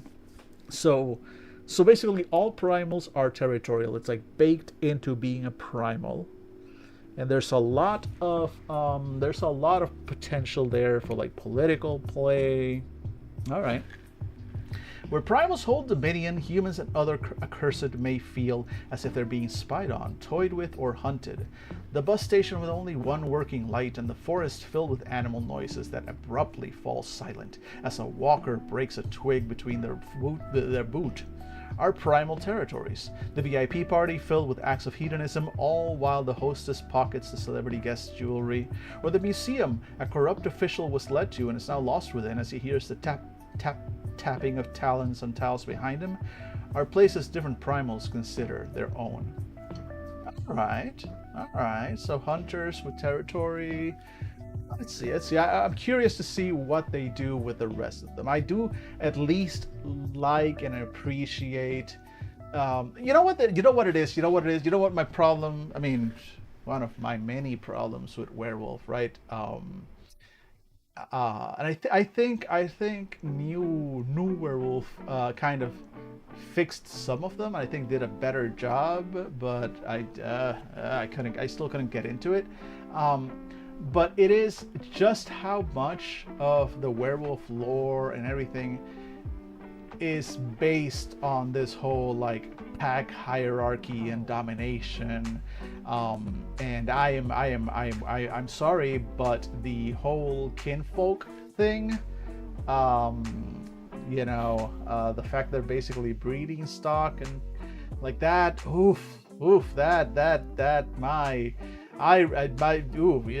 it's something inside me rebels against that concept so much.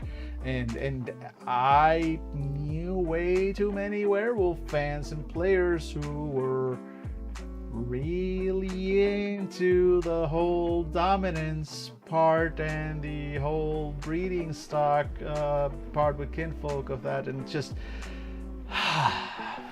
it was a little bit like how the worst of like Chudhammer fans will turn people off from how otherwise fun Warhammer 40k can be.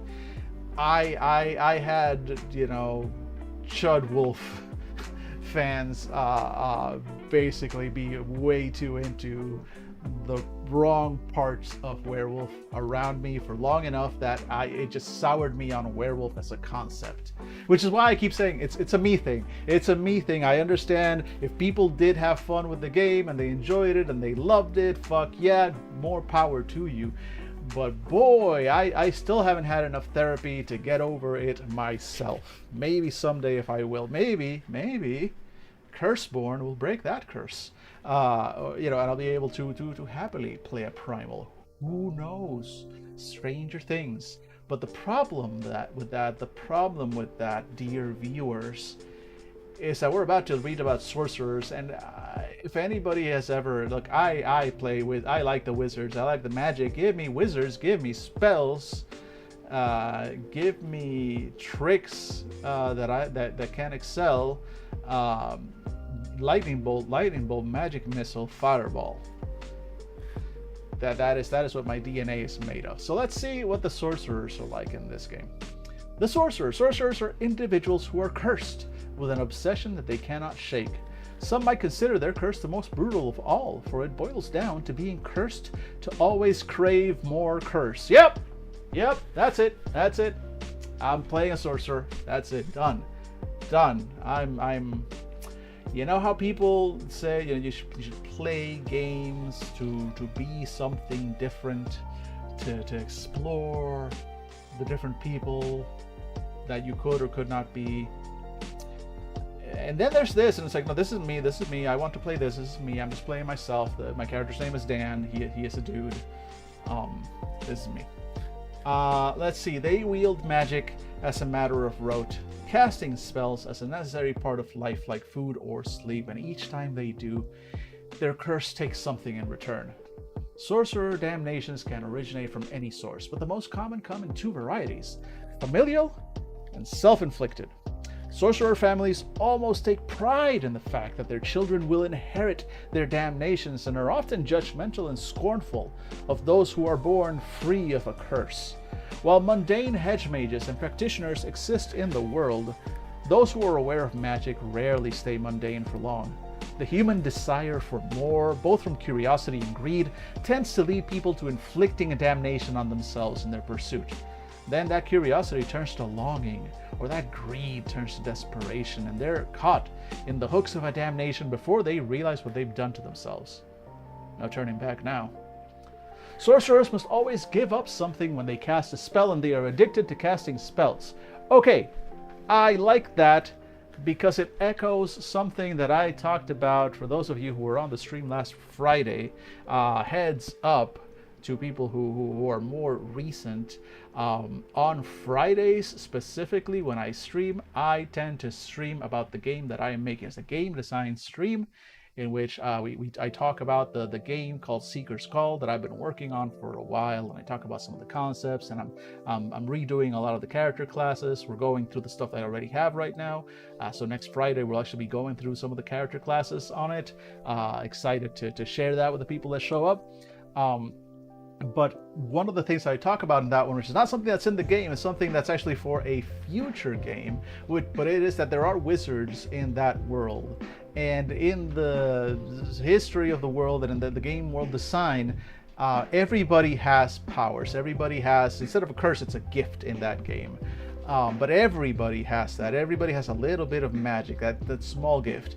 Wizards are people who give up that gift, who scratch off that gift in order to be able to have access to all the rest of the magic in the world. So you have to reject that gift. You have to give it up in order to gain access to that greater magic.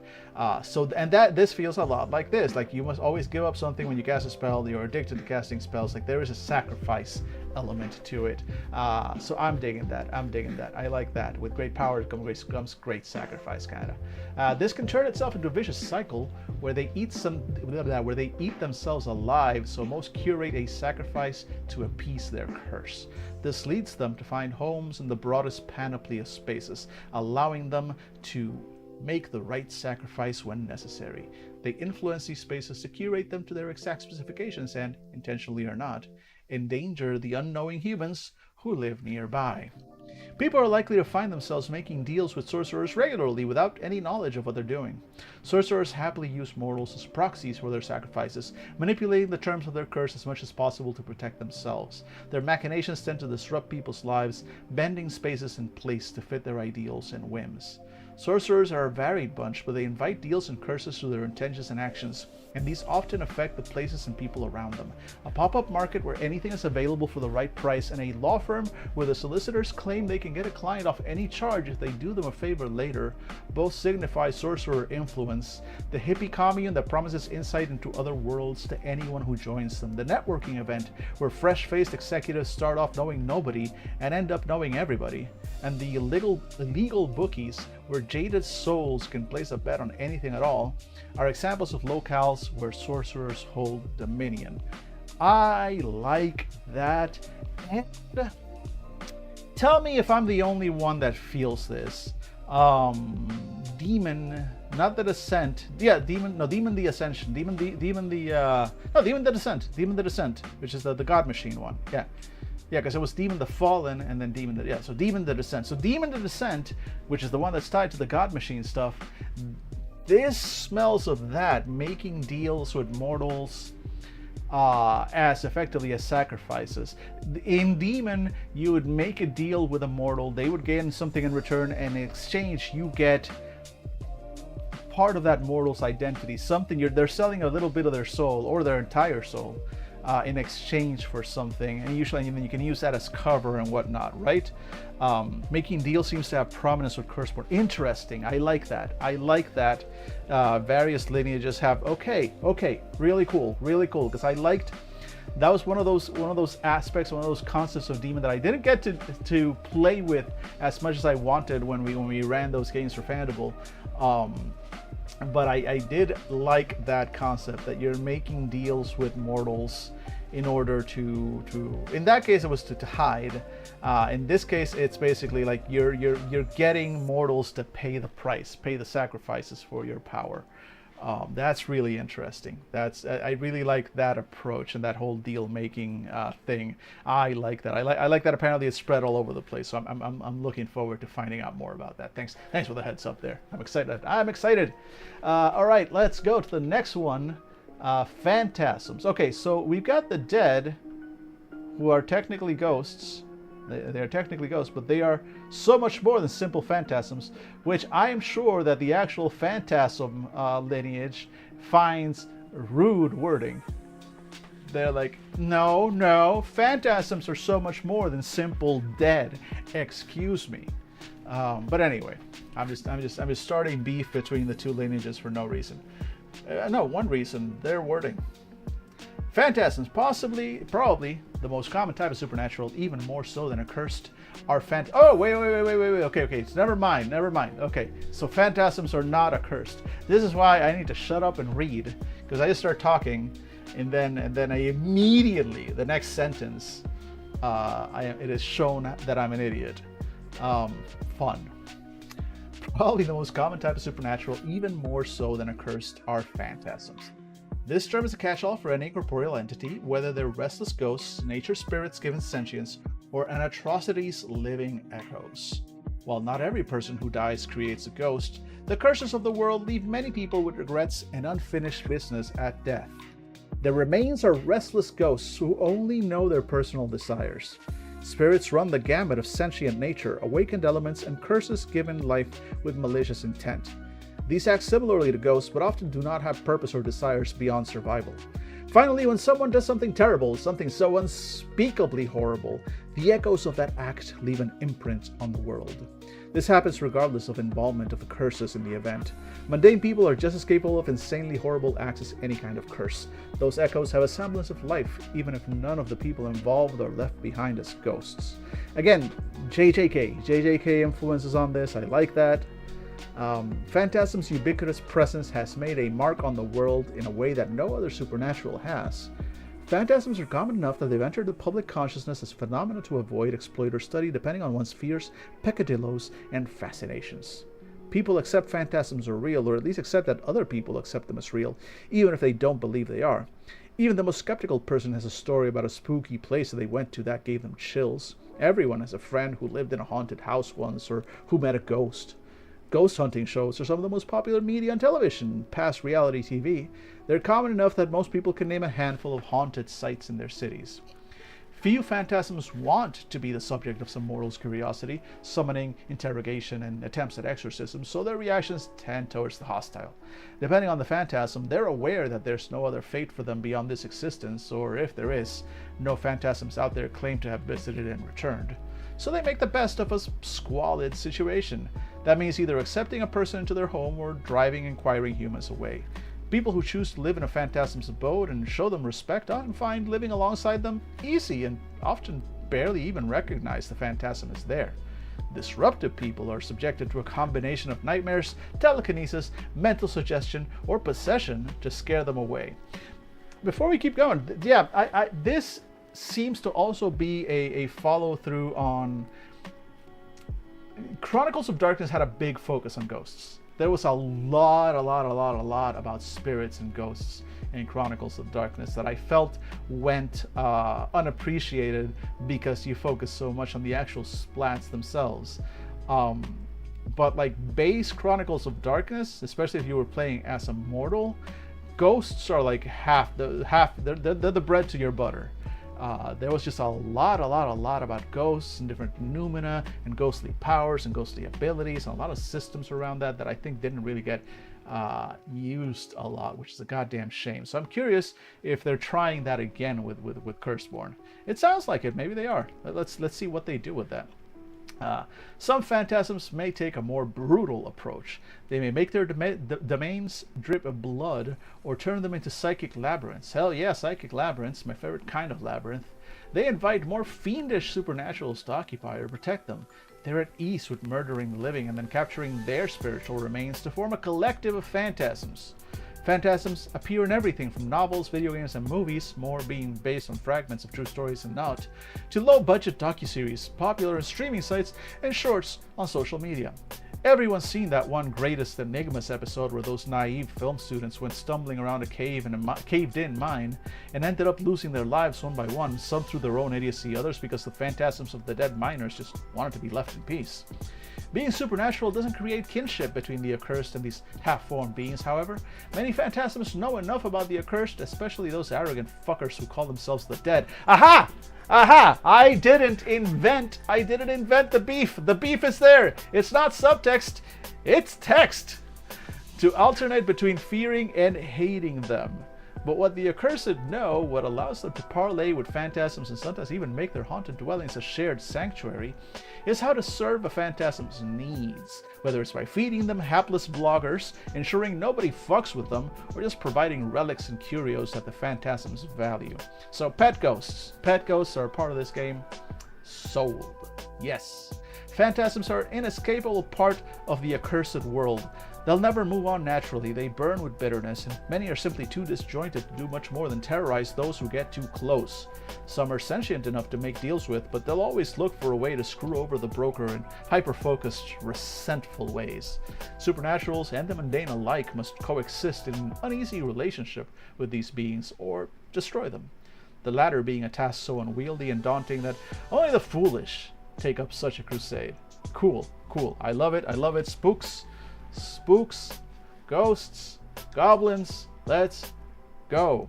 The phrase feeding them random vloggers is now one of my favorites. Got to go for a bit. Have a good. No worries, Potato. Thank you for hanging out. Hope to see you tomorrow or later on. I will be here for one more hour. I'll be here till 5 p.m. So if you get back within the hour, cool. Otherwise, have fun, man. I will see you hopefully again soon. Let us continue. In the meantime, those of us who remain, the few, the proud, I cannot emphasize this enough, few. Let us go into the phantasmal dwellings. The remains, yes. The phantasmal dwellings. Phantasms live in the world. There is no special ghost realm or specific kind of liminality that holds phantasms separately from their fleshy counterparts. Interesting. So there's no Wraith the Oblivion like ghost world. It's just they just live in this one. Interesting. And there isn't like a specific kind of liminality, because like that's the other thing that was in the older games. Like when you went into sort of ghost mode, you effectively saw the world differently, all decayed and whatnot, because that was the influence of Oblivion and whatnot. It looks like that's not really a thing here so much. Let's see. Their presence in the world isn't a mystery. They cannot be seen because they do not have corporeal bodies to inhabit. If there's an underworld somewhere, it must be in the outside, but phantasms don't have quite enough intelligence or agency to go looking for it. What's clear is phantasms can be exorcised, destroyed, even put to rest. When those things happen, the phantasm simply ceases to be. Where they go, no one truly knows, and it isn't like they can come back and tell anyone. Many phantasms are stuck in a loop, haunting a person, place, or thing of emotional importance to them. They have no self-preservation impulse and would happily go to rest if someone is willing to fulfill whatever unfinished business is keeping them around. Right, so classic ghost resolution mechanics. Others have more agency, but not much more. These do have a sense of existence and it ending, and will fight against someone trying to send them on. Lose threads. Okay, this is like, okay, we're reaching the end of this document, and I think we'll finish it just in time for what's going to be the last ad break of the day. Well, second to last ad break of the day. Yeah, we'll still have one more after this. So let's go ahead and catch up on loose threads. It isn't irreverent to simply call anyone else affected by a curse supernaturals. It's a useful term to mean someone or something either with a strong enough curse or some other ability to warp reality around them, but without a damnation. Supernaturals come in so many different varieties, shapes, sizes, and magical aptitude, investiture in curses, and entanglement in the web that overlays all, that defining each and every single one is a chore. And it's one that humanity is not equipped to do, and the accursed are too self-absorbed to see to. This catch-all term is often applied by mundane people to literally anything with a hint of magic. The coffee shop owner down the street who practices hedge magic might be called the supernatural by her customers. She isn't, but they don't know the difference. The dead who runs the morgue downtown is a known supernatural, and that isn't exactly wrong, even if it isn't exactly right. The creature that crawled out from the basement of the diner on 5th Street is clearly a supernatural, even if it's a bar guest, and you should definitely be running the other way rather than quibbling over what to call it. Supernatural creatures are as much a part of the world as accursed and phantasms, although they don't all originate in this world. Things that come from outsides are supernaturals just as much as things that come from this world. They may work fundamentally differently, but they use magic, so it counts. And here's where the difference between magic and curses comes into play. All supernaturals can use magic, but not all supernaturals are cursed. They manipulate curses to make effects happen, but some are immune to certain curses, and all seem to be immune to gaining new damnations. Why damnations only seem to apply to humans or those outsiders exiled from their homes is a mystery few have even scratched the surface of, and those who have aren't telling anyone their secrets. Whatever their origins, supernaturals fill in the gaps and make up the edges of the world of Curseborne. They are just as much a part of the weave as everything else, but they are a lesser part of it.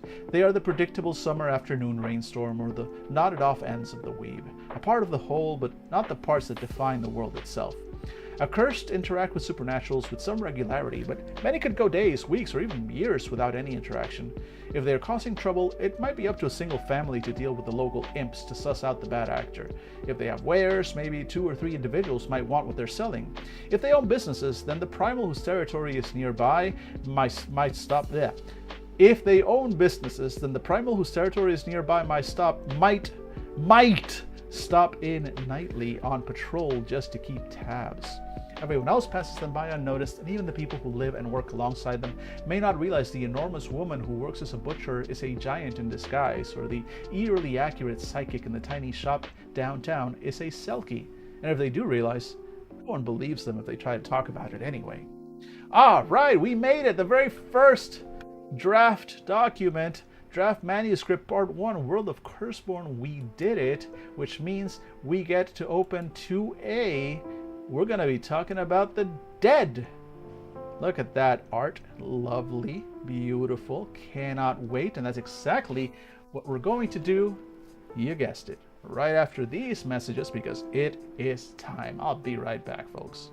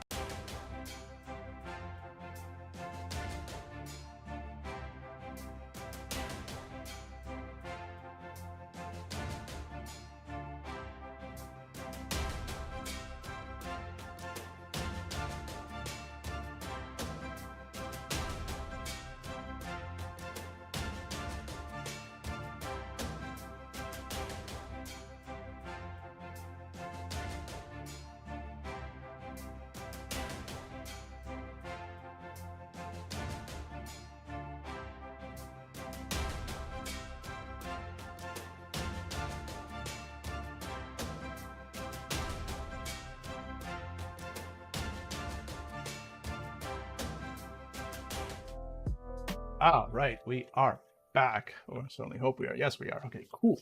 Cool. Cool. The last hour of today's stream. We're on it. We're in it. We are all the way in as we opened up the second document from the backer draft manuscript. This is part 2A, the very first lineage, Zeded. Let's see. So we've got a very angry looking ghost woman here with what looks like a meat cleaver crossing the street. Wonder, this would appear to be not far from where I live. These stairs are not that different from some of the subway steps near where I live, so I know what corner to avoid based on this document. Cool. As always, copyright 2024 lineages. All right, so let's read. Okay, so this looks like I think I'm gonna skip this part. A, this is a fiction, and B, it's kind of just telling us, just from a quick scan, the world is cursed, damnation. So it's telling us a lot of stuff. We call them providence. They were fucked up powerful beings. Okay, well, actually no, there's some additional. Okay, I'm gonna have to read this. There's some additional world building here that I guess actually does need to. So let's get to it. I thought it was just recapping some of the stuff we already saw, but I just saw some new stuff. So let's go. What's my Claudia voice? You must be new here. That's okay. Everyone starts new. That's how these things work. Walk with me. I know it's overwhelming at first, but you'll get used to it. I'm sure by now you know the world is a fucking cursed. Sure, it sucks, and bad shit happens. What you probably don't know is curses are tangible. It's a web of connections and layers that dates back to the dawn of time. Pull a string here, and it can reverberate around the whole damn planet. I'm getting ahead of myself. I'm Claudia, and I'm here to help you understand. You're one of us, the accursed. You might be asking yourself, what the fuck does that mean? That's a fair question, and I'm going to do my damnedest to answer. Others will give you a more in-depth rundown of who we really are, but first, the basics. Of course, you're here with us because no one in your family chose to have an ounce of empathy and tell you this stuff. Look, their parents are probably assholes like mine who cling to the way things have always been. Tradition and all that shit. They had to learn the hard way and think you should too. Fuck all that. We're your family now. Let us know if you need anything. The world is cursed. That isn't pithy commentary about the state of things. It's a fact of life. That's been true since the first beings dragged themselves from water to dry land. Indiscriminate, unfeeling, uncaring, and worst of all, ever-present. Curses are woven into the fabric of the world. As accursed, we've been hit hardest by the curse hammer. You see, there are basically two kinds of curses. There's little curses, everyday bullshit like getting your shoelace caught in the people mover at the airport. And then there are big curses, damnations. These big curses are life-changing affairs, where little curses hang around waiting for anyone to trip over them. Damnations are directed and personal. You don't just accidentally trip into a damnation. Someone bestows it on you like the worst fucking inheritance you can imagine. That someone could be your grandpappy who got cursed to high hell and back for pissing off someone extremely powerful, sins of the father and all that. Or it could be someone you bumped into on the subway who decided you looked like a good target to vent their anger on. We don't know the origins of damnations, but we know they come in a few distinct flavors. I'm not a scholar, so I'm just going to tell you what my mom told me. Way back at the start of history, there were these fuck-off powerful beings, we call them providences, who could warp the very fabric of the world, meaning they could manipulate and wield curses, both big and little. The providences use damnations to punish people for crossing them. You don't even have to know you're crossing them to get one. Ain't that some shit? We don't know the providences' names. We don't even know which humans first interacted with them. We do know the results. Being damned opens your eyes for good and for ill. You have magic running through your veins. You might be thinking, it's fucking cool to be able to manipulate the very essence of the world. Yeah, it's pretty cool. But understand this. You can't reach your hand into a pile of shit without getting covered in it. Sure, Growing wicked claws is awesome, but it always comes with a cost. Your curse is still connected to that web, and everything you do pulls a string. Your curse hangs around you, manipulates you, makes your life a living hell. Each damnation is different, so how your curse affects you is different. But it's always bad. You might have a monster lurking under your skin, or you might have to eat human flesh to survive, or you might be hunted by creatures from the outside. Put a pin in that, it'll be important later. We know of 5 main damnations.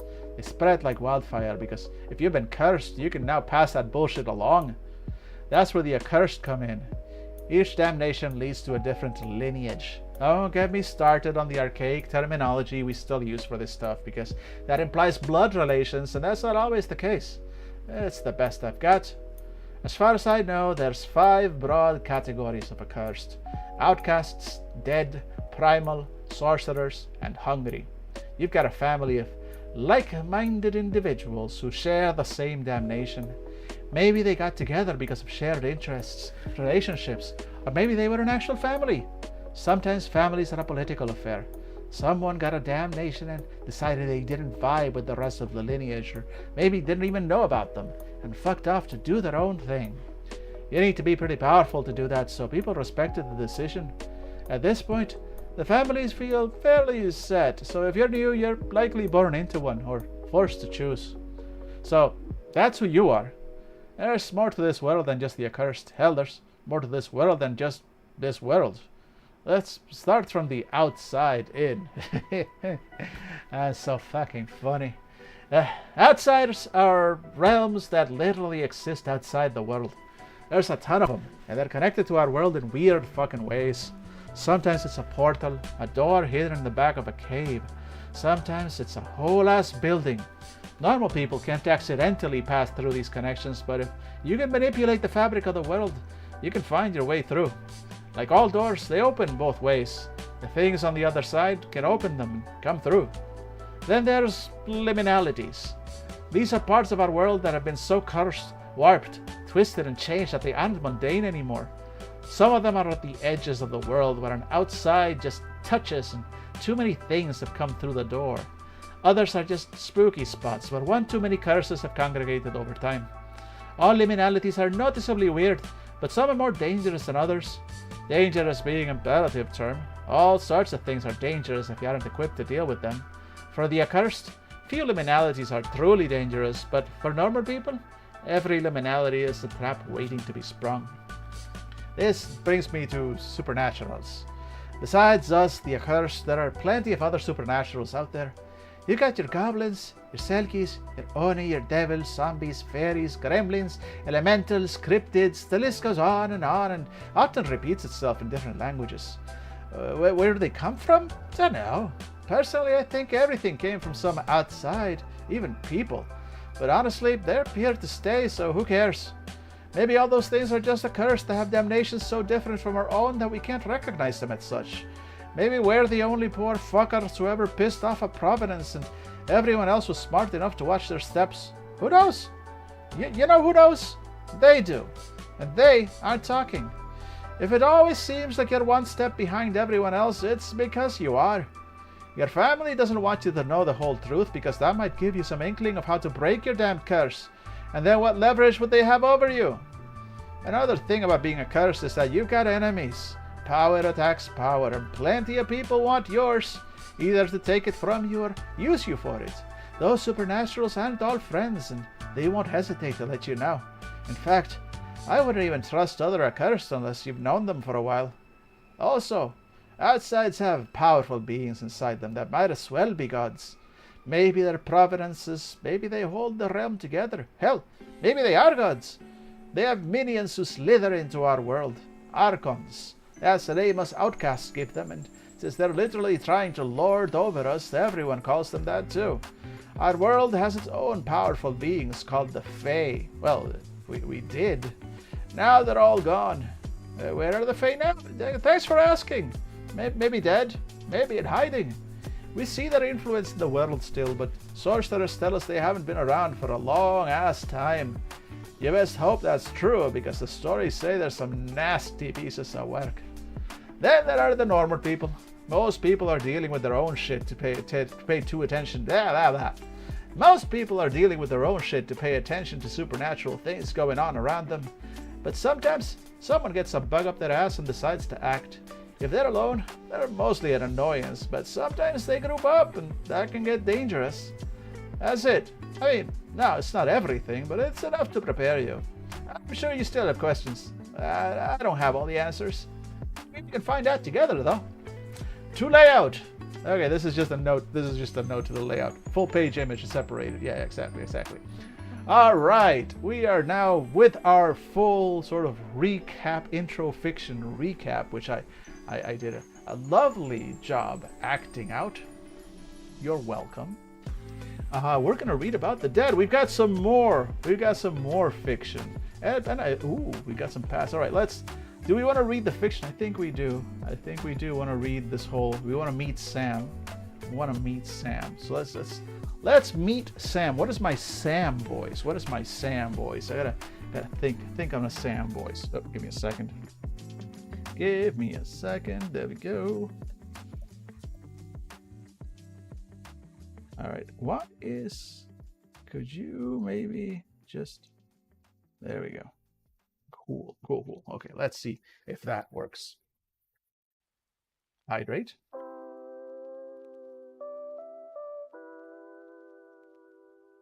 So, you're dead? Me too. I'm Sam. Welcome to the show. We're not in hell. Definitely not in any kind of heaven, I'd imagine. We're not nothing. I guess that means we're somewhere between alive and not, which is where you'll be for a while. Me, I've been like this for a few years now, at least long enough to show you the ropes.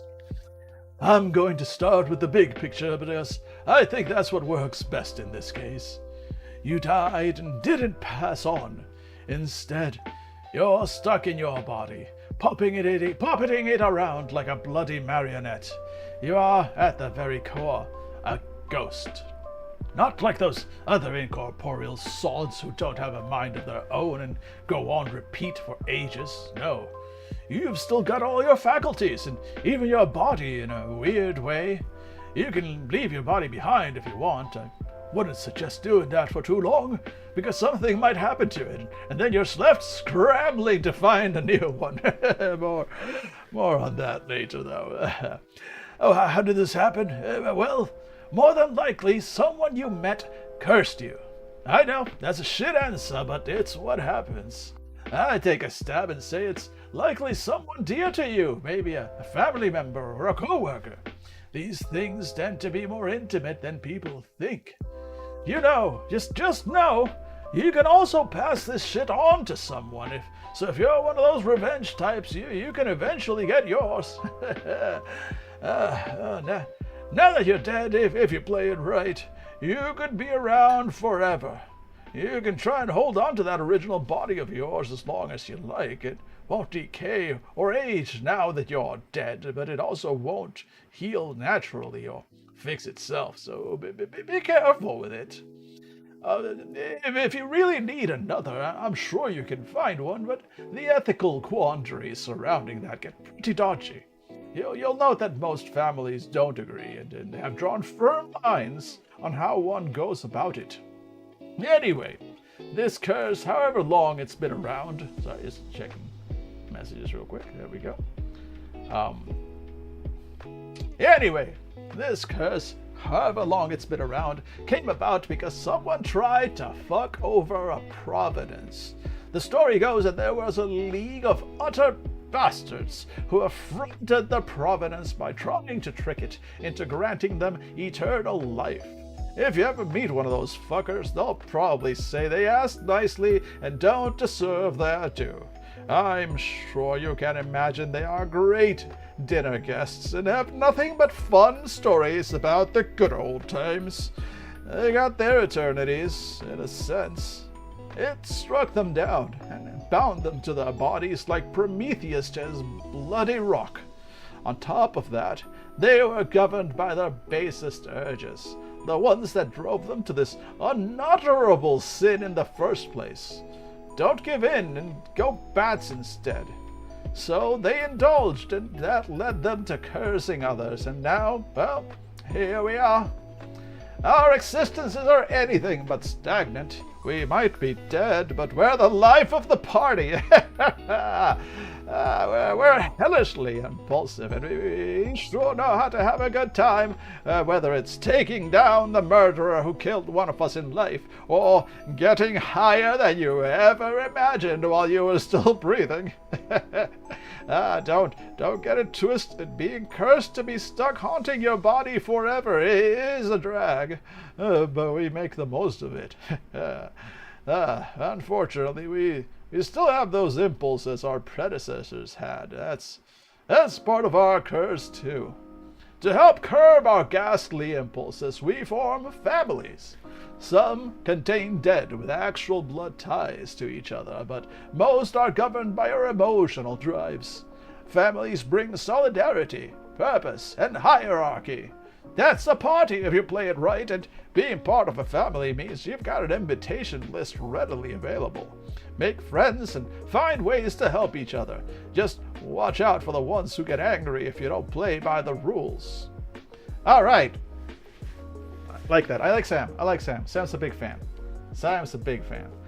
Let's see. Where to start?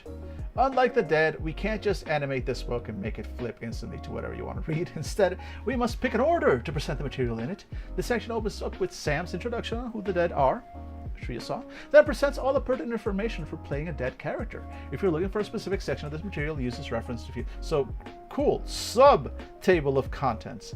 Nice. I appreciate that. I like that. I'm good. Let's go. Let's see. So we got incorporeality, lineage, so we got our mechanics, our damnation, torments, whatever those are, and I guess these are the paths. Shade, Warden, Fury, Poltergeist, Maven, and Zed. I'm guessing Zed is zombie. And practices, which I'm guessing might be the powers. So let's see. All right, we continue with Sam. Looks like Sam's gonna be our narrator for pretty much the rest of this. Yeah, it's just a lot of Sam from here on forward. You know what? I like Sam. Let's have fun with Sam. Let's go. We're no different than ghosts. So you're probably thinking that being dead just means you're a ghost, which is partly true, but there's more to it than that. Ghosts aren't cursed like us, at least, not so far as I know. Think of ghosts as memory remnants. They are the souls of individuals potent enough to leave a scar in reality's fabric.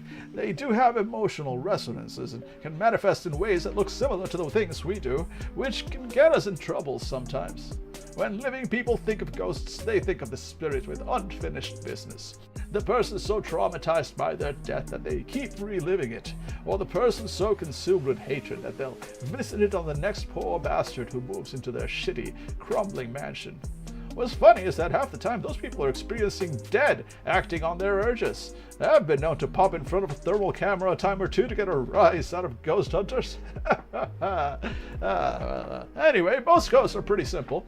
They are caught in repetitive behavioral cycles, or living a familiar activity from life, or wailing in the darkness. You can talk to them, maybe even get a bit of gossip, but few of them are fit for deep conversation. Ghosts come in as many flavors as people do, making it a coin toss of if they'll be helpful or not. You'll see ghosts a lot when you're corporeal, less so when you're in a body unless you're actively looking for them.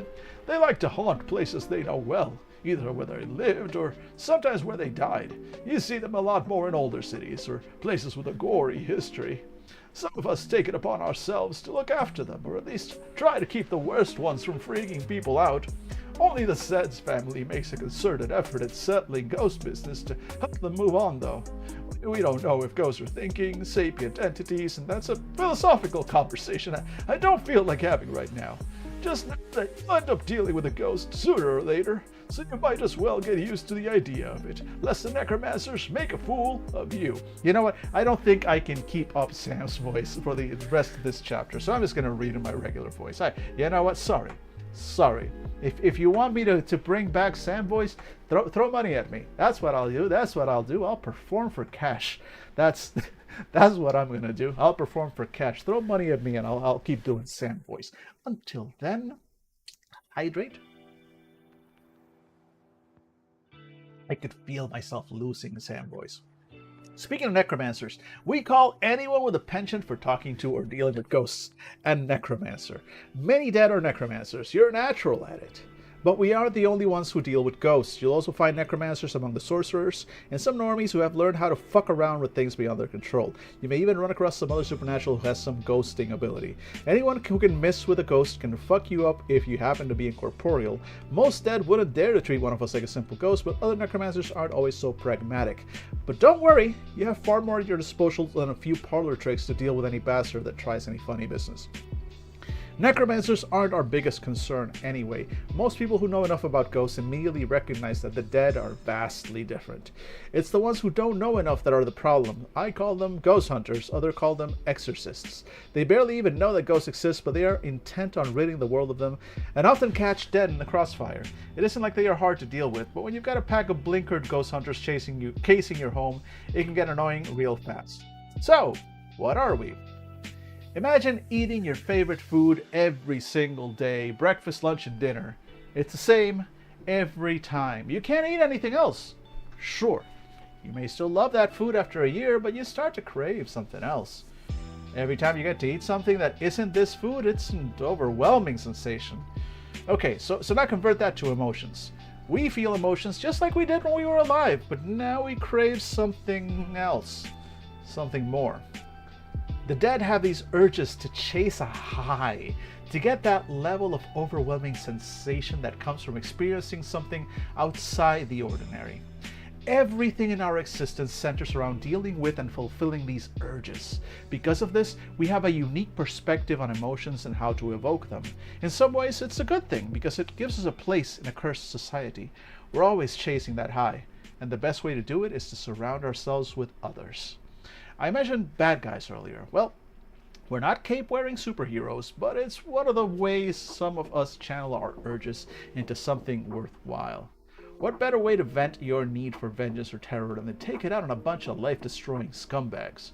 Or, if you're inclined, you can try to rehabilitate the arseholes with a calculated downfall and subsequent guidance. It's not entirely altruistic. In fact, it's downright pragmatic. We need somewhere or someone to visit our personal hells on, and we need somewhere or someone to visit our personal hells on, and we draw far less negative press when it's on a group of monsters or tosser brown shirt wannabes. We tend to act as emotional anchors for other accursed. Everyone's got their own shit going on, but we seem to have ours together just a little bit more than the rest. Other than the hungry, we exist far longer than anyone else, so we see family dynamics come and go. We aren't anyone's conscience. Instead, we bring a unique emotional intelligence that only comes with age and watching other people experience said emotions. It also comes in handy that we're more adept at dealing with emotional resonance than anyone else. Most accursed are going to be open to having you around. The dead have made a smashing name for ourselves as party people who are fun to be around. So as long as you even remotely hold up that appearance, you're golden. Speaking of parties, we have somewhat of a reputation for throwing them. I use the term party in the broadest sense of the word. Sometimes they're exclusive to the dead, other times they're for all the accursed. We host parties for the same reasons most people do, to celebrate our lives, hold new inductions, gas up our fellow accursed, go over important business, even just to blow off steam. Sometimes our party agenda is extremely businesslike, whether it's scientifically breaking down a curse, delivering actual bad guys to their just rewards, or just locating isolated dead and bringing them into the fold. We have these things we call grand wakes that are dead invite only, where we discuss important family business, commiserate and cheer each other on in equal measure. They are fun and a little cathartic. You can expect to find dead from every family at a grand rake, whether it's a parade in the French Quarter, a gathering at a bar in Soho, or an all-night rave at a club in Munich. This feels really geisty. This is very, very, definitely, there's a lot of inspiration taken from Geist on this one. I can tell, because there's so much of that same, like the partying and the terminology is different, but the basic concept of what the bound are in Geist is there. I'm seeing a lot of parallels. I like that. Family is important.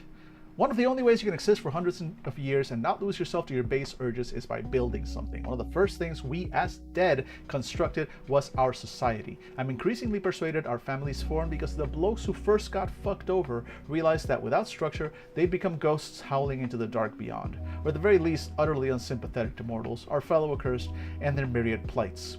Sitting around getting pissed is fun for a few years, but not for centuries at a time, so we have families. I think the first families were formed around whichever urges they felt most strongly drawn towards. Dead like all emotions, but not always in equal measure. But like anything that exists for longer than a few decades, the lines have been redrawn multiple times for different reasons. Now families have individual goals, ways they interact with the world, and even how they handle the issue of how to procure a new body if you need one. Something you've got to understand is that when you die, any concept of blood ties pretty much fades away.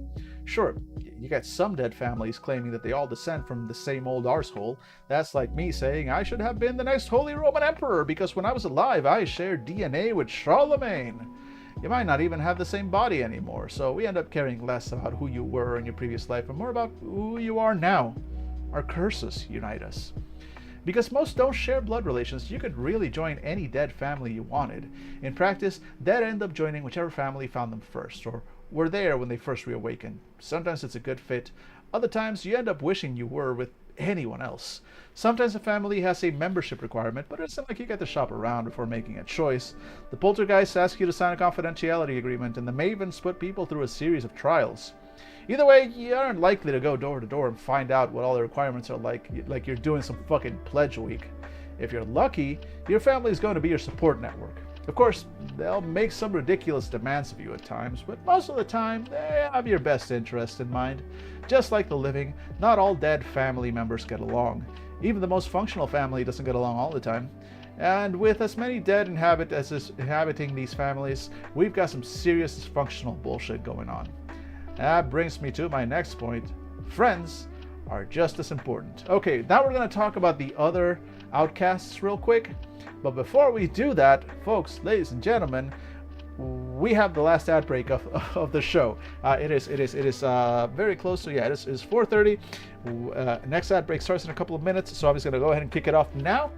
Take the final break, then we'll come back and we will finish reading. Well, we'll see how far along we can get in the next half hour, but at least we'll get the views of the dead on the other legacies. I'm excited for that. So folks, as always, thank you for hanging out. Bear with us while we pay some bills, and we'll be right back.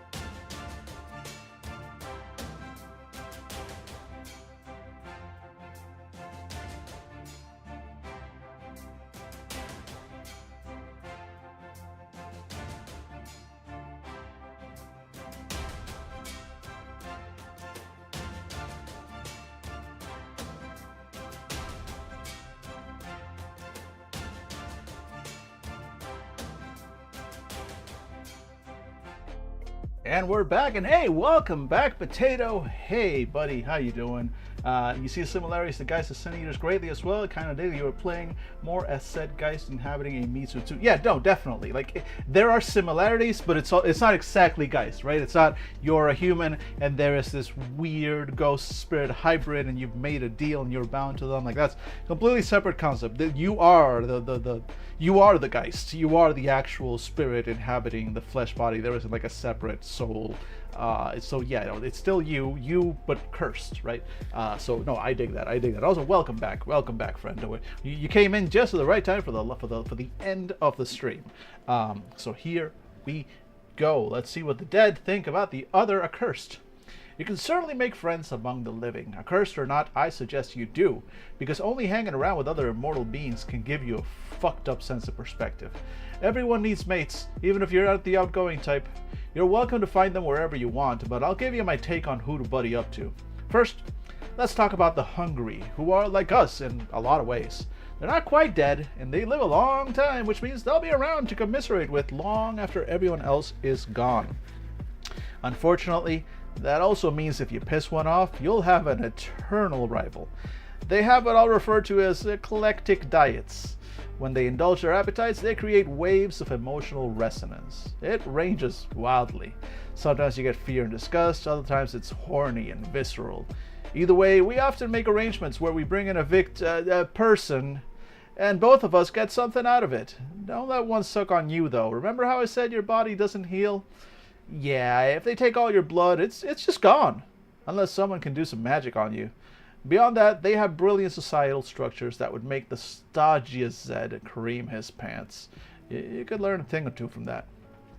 Outcasts presents an interesting case. They are definitely people, but they came from an outside at some point. They have all these ideas on where they came from and who they are, and most of them make me uncomfortable. Outcasts make the concept of heavens and hells out to be very real. I'm not a religious type, but the idea they could just be just on the other side of a bleeding portal is disconcerting at best. Also, where the fuck do ghosts go when they pass on? Do they actually pass on? I like thinking about it. Despite that, some of my best friends are outcasts. To them, this world is a fucking trap, which sums up my feelings exactly. Neither of us truly belong here, and we can find a lot in common ground in that.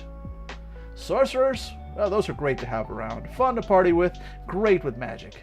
They will also absolutely try to rope you into the shittiest deal you've ever made. Imagine having an incredible need for power, but only being able to fulfill it by wheeling and dealing. Eventually, everything in your life becomes a transaction. I can sympathize to a degree. We dead also have our urges, which of course means we're out here making deals with sorcerers. They make good allies, hell, bloody good friends. Just watch out for what they're asking of you. Besides us dead, sorcerers are the most capable of dealing with ghosts, which means they can do perverse shit to you if you let them. It also means you have a go-to person if you can't figure out how to handle a complicated haunting. Okay, this is the mage. This is in Old World of Darkness kind of Super Friends kind of play. Yeah, this tended to be the vibe of wizards. It's like, look, man, wizards, it's good to have a wizard friend, but also nobody can fuck with you like a wizard can fuck with you. Which checks out. The primal feel big emotions in big ways. Follow one around for a day and you can satisfy your urges for a month. Unfortunately for you, this is the one lineage that won't just accept your presence without question. More than one dead has tried to push a primal too far in indulging their darker side, leaving them all a little skeptical. It doesn't help that we are literally dead, and they often find that creepy as fuck. You see, primal feel like they are more deeply connected to life than anyone else, so we fly in the face of everything they find natural. Some of their families feel more inclined than others to engage with us, so it's bit miss. If you do make friends with one, keep them close.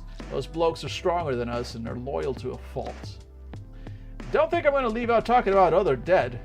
Who better understands what you're going through than someone else going through the same shit?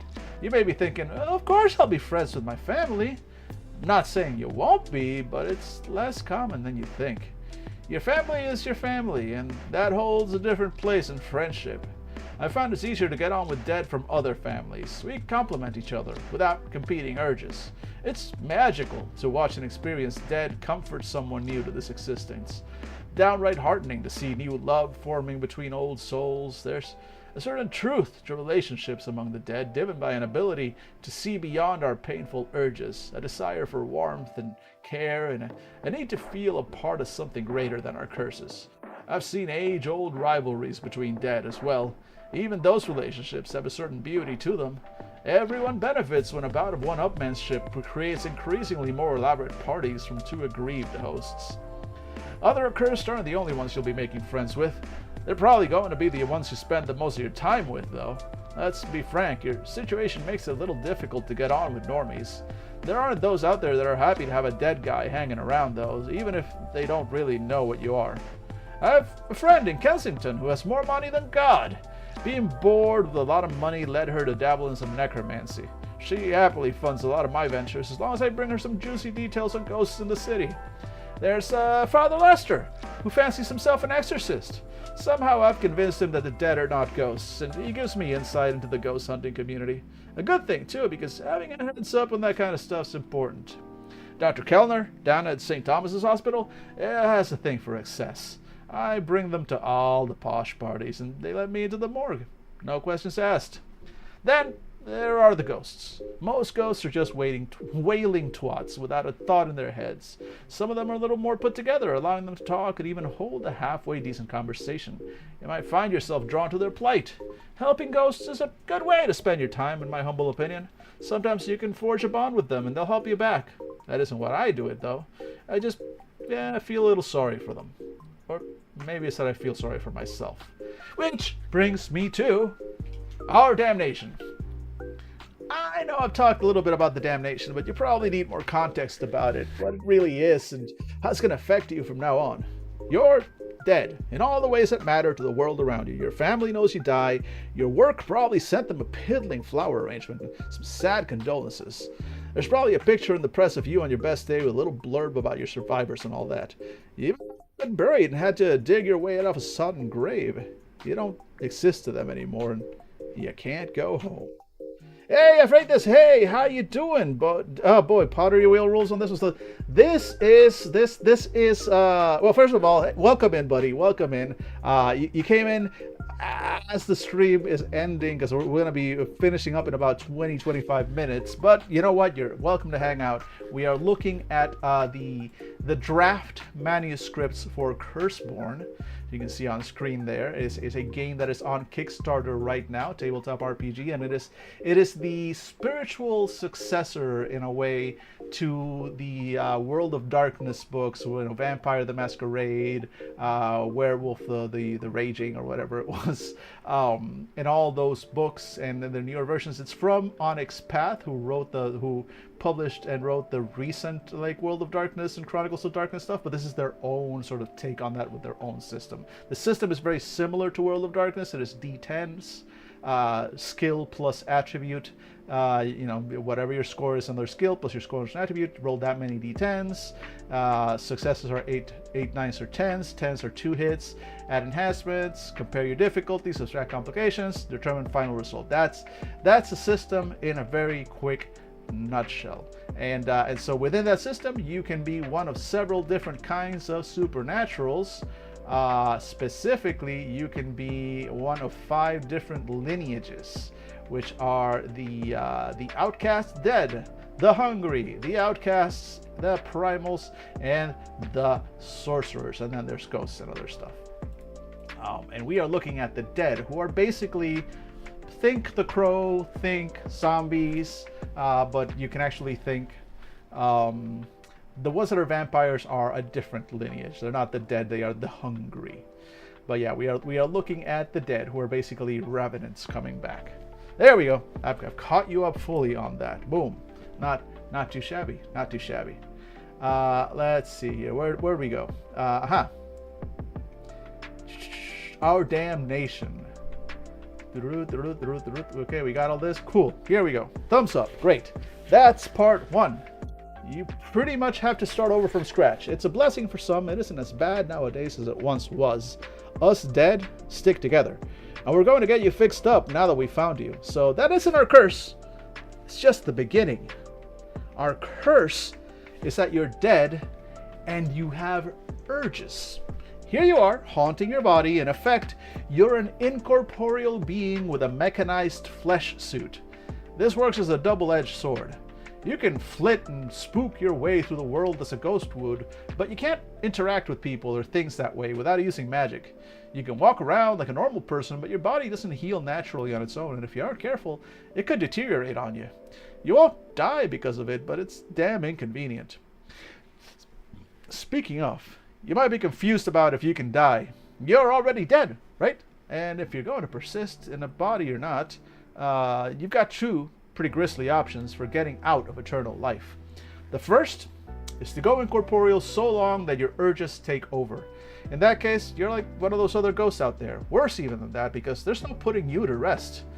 The second option is to cease to exist. That's not passing on, or whatever it is that ghosts do whenever you resolve their last wishes.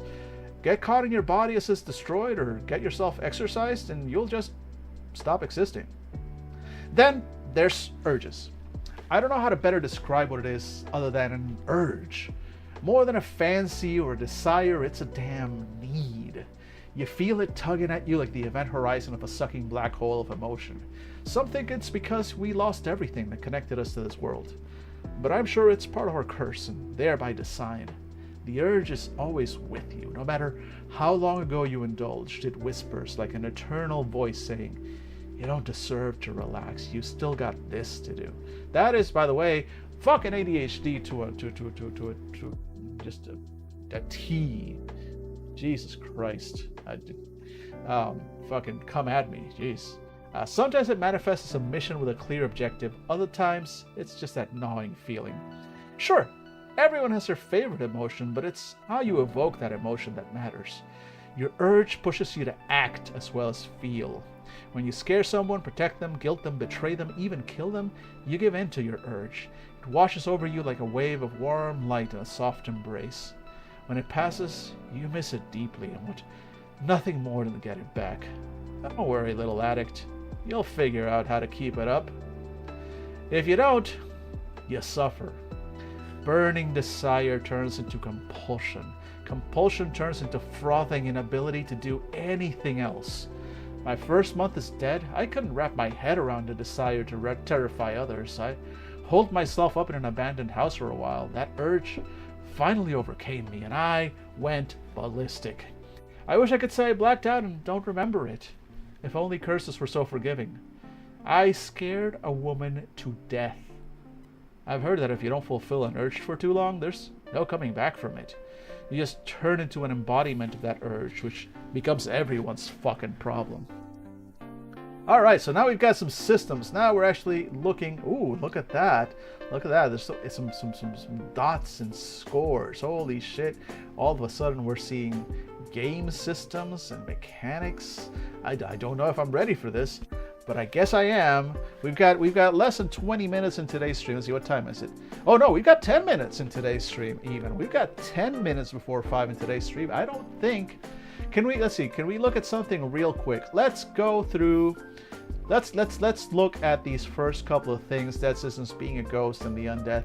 And then tomorrow when we come back, we'll be able to hop right into the lineage paths and actually just dive, because today was a big settings day, right? Today we went through so much of the setting of this game. We went through the mechanic. No, we went through the metaphysics of the game. We saw the worlds outside. We saw the various liminalities, the ways they incurse onto normal reality, and the way normal reality incurses into the outside, the different creatures and beings that are out there, the effects of the world. We got a pretty good intro onto what it is to be one of the dead. I like all that. And then tomorrow we'll be able to dive into some actual game systems directly.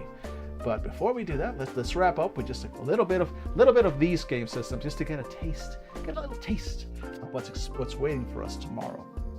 So, dead systems. The dead are a lineage of people who have been cursed to inhabit their bodies after death. They exist between the worlds of the living and the dead, fitting into neither. The session contains all the rules you need to create a dead character and the special mechanics that define how they function. Fuck yeah. Being a ghost. While the dead often inhabit a body, they do not have to and can leave it and return as a basic ability.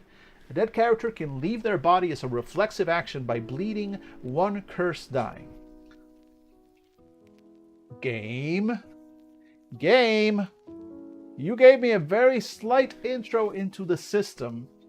You gave me a very slight intro to the system and the storytelling, the story path or whatever system. At first, it's details. I literally just explained it to my friend here on chat. And then, with no explanation. Sure, I know. The final book will have an index, and I would be able to check that out. But what the fuck? Until then, you have not explained to me, A, what a curse die is, and B, how one bleeds it. Do I also milk the curse die? Do I massage the curse die? Do I have to lance the curse die so that it bleeds? What is the mechanic here? I'm sorry. It's a pet peeve of me to be hit with mechanics language when the mechanic has not been explained. This is draft. I know. But also, they're asking for feedback. That's my feedback. What the fuck does this bleeding 1 curse die mean? You have not explained that. You just threw that at me. I don't know what that is. Oh boy, tomorrow we're going into systems. Expect a lot more of that bullshit. Yay. Alright, so assuming we know what that is. We did it. I bled 1 curse die. Sure. I did the thing. What happens next? Well, the body goes into a trance-like state, appearing to be sitting quietly or sleeping. The character becomes an incorporeal ghost. While in ghost form, the accursed cannot interact with the physical world unless she uses a spell. She can pass through solid objects such as walls, doors, floors, etc. without issue. The character cannot take physical actions, but may use any of her spells that do not require physical touch to enact. Cool. Basic I am a ghost, I am ethereal kind of rules. Solid. Now, no matter how far she ventures from her body, she can return to it immediately as a reflexive action, which requires no expenditure of curse dice. If the character spends more than a scene outside of her body, she bleeds curse dice, 1 for each additional scene she remains without a body. If she runs out of curse dice, she begins to bleed skill or attribute dots as though she were unanchored. Returning to her body immediately restores any lost dots. Okay, cool. So basically, the longer you stay out of your body, the weaker you get. Cool. That's it out of basics, and cool. That checks out. I like it. Basic mechanics, no problem. Undeath. The dead cannot truly die. This is part of their curse. If a dead's body is destroyed, either while she's in it or while outside it, she immediately gains the taken out, quote-unquote, status effect. She is then considered unanchored until she finds a new permanent body to inhabit. The new body must not have a consciousness attached to it, either because the body is an inanimate object, a dead body, or someone clinically dead but kept alive on machines. She must bleed 1 curse die and spend a full 24 hours in the new body to claim it, making it her new permanent body. Every scene that a character is unanchored, she loses part of herself. The character loses skill dots every scene she does not have a new body. If she runs out of skill dots, she loses attribute dots instead. If she runs out of attribute dots, the dead's ghost form dissipates and is effectively dead. Any dot lost from being unanchored is temporary. When she regains a new body, all her lost dots return to her after her 24-hour acclimation period. Cool. So, I like it. So, because they did say that if your body is destroyed while you're still in it, that can be final death to you. So I wonder if there's like a reflexive... What did they say about... Yeah, it's basically a reflexive action, right? No, that's returning as a reflexive action. Oh, you can leave your body as a reflexive action by... Okay, so this feels... I vaguely remember something similar to this in Geist, I think, where it was like, so long as you had at least 1 point of ectoplasm in you when you were killed, you could come back. But if they destroyed your body and you had 0 ectoplasm, then that was like permadeath. So this sounds a little bit like that in that so long as you have at least one curse die to bleed, whatever that means, it sounds like it's a spending, like these are currency.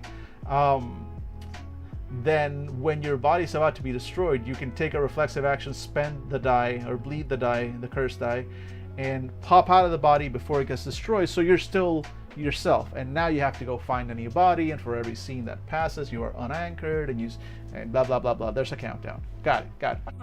I like that. I think that alone could make like an interesting either group thing or a one shot for, you know, that one time when only the ghost player, the dead player can make it or whatever. That could be also a neat little side quest for a dead player as well, or maybe like an excuse for an upgrade, maybe an excuse for some kind of upgrade where, you know, your current body is destroyed and now you have to pick up, like, you know, a bodybuilder body or something along those lines. There's some interesting stories that could be told there, and I'm real curious to see. Okay, so tomorrow we're gonna see some actual torments and duties and powers and motifs and the actual lineages. So we're going to get a lot more little details. We're actually going to go deep on all these different details about being dead, what your torments are, the path of the shade, the warden, the fury, the poltergeist, the maven, and the sed, as well as practices, which I'm curious about what those are. I think they're kind of like dead specific powers or abilities. I'm real curious about that. So tomorrow we're going to see all of that. But for today, boop, I've changed. I'm back on the, it's just my giant face here, my giant face as I walk around, as I look at you. So I look at you. Look at me. Look at me. That's right. That's right. Thank you so much for hanging out with me today. I appreciate everybody who dropped by, both on Twitch and on the YouTubes. I'm gonna go ahead and one last time press the button. I have these buttons, right? That's you missed it. If you're here tomorrow, I'll remind me, and I'll make a point of showing you my new buttons. I'm gonna press that button, and look what happens. Boom! Right on the chat. It tells you about my socials and where you can find me. Although I know most of the folks already watching already know that. And if I press this button, it's supposed to do it for YouTube too, and it did it earlier today. I don't know if it's doing it now. Maybe it isn't. I don't know. But either way, I have buttons. I did the thing. I'm so happy. Thank you so much for hanging out. Tomorrow, 2 p.m. Eastern, we come back. We continue looking at Curseborne and the dead on Curseborne. And then that'll be Thursday. And then Friday, if you were here last Friday, you got a peek into my own tabletop RPG, which I've been working and designing on. And if you weren't here last Friday, well, come back this Friday, 2 p.m. Eastern once again, where I will be talking about Seeker's Call, which is my own game that I am working on, actively being worked on, and you can influence that. You can give me ideas. You can tell me. You can give me all the criticisms that I've been given to other games. You can pay some of that back and tell me my game sucks. Excited for that. Look forward to that on Friday. So thank you so much once again for hanging out with me, for being dope, and I hope to see those of you who have the time, the opportunity, and the patience for it tomorrow. Once again, thank you so much. And now I do this.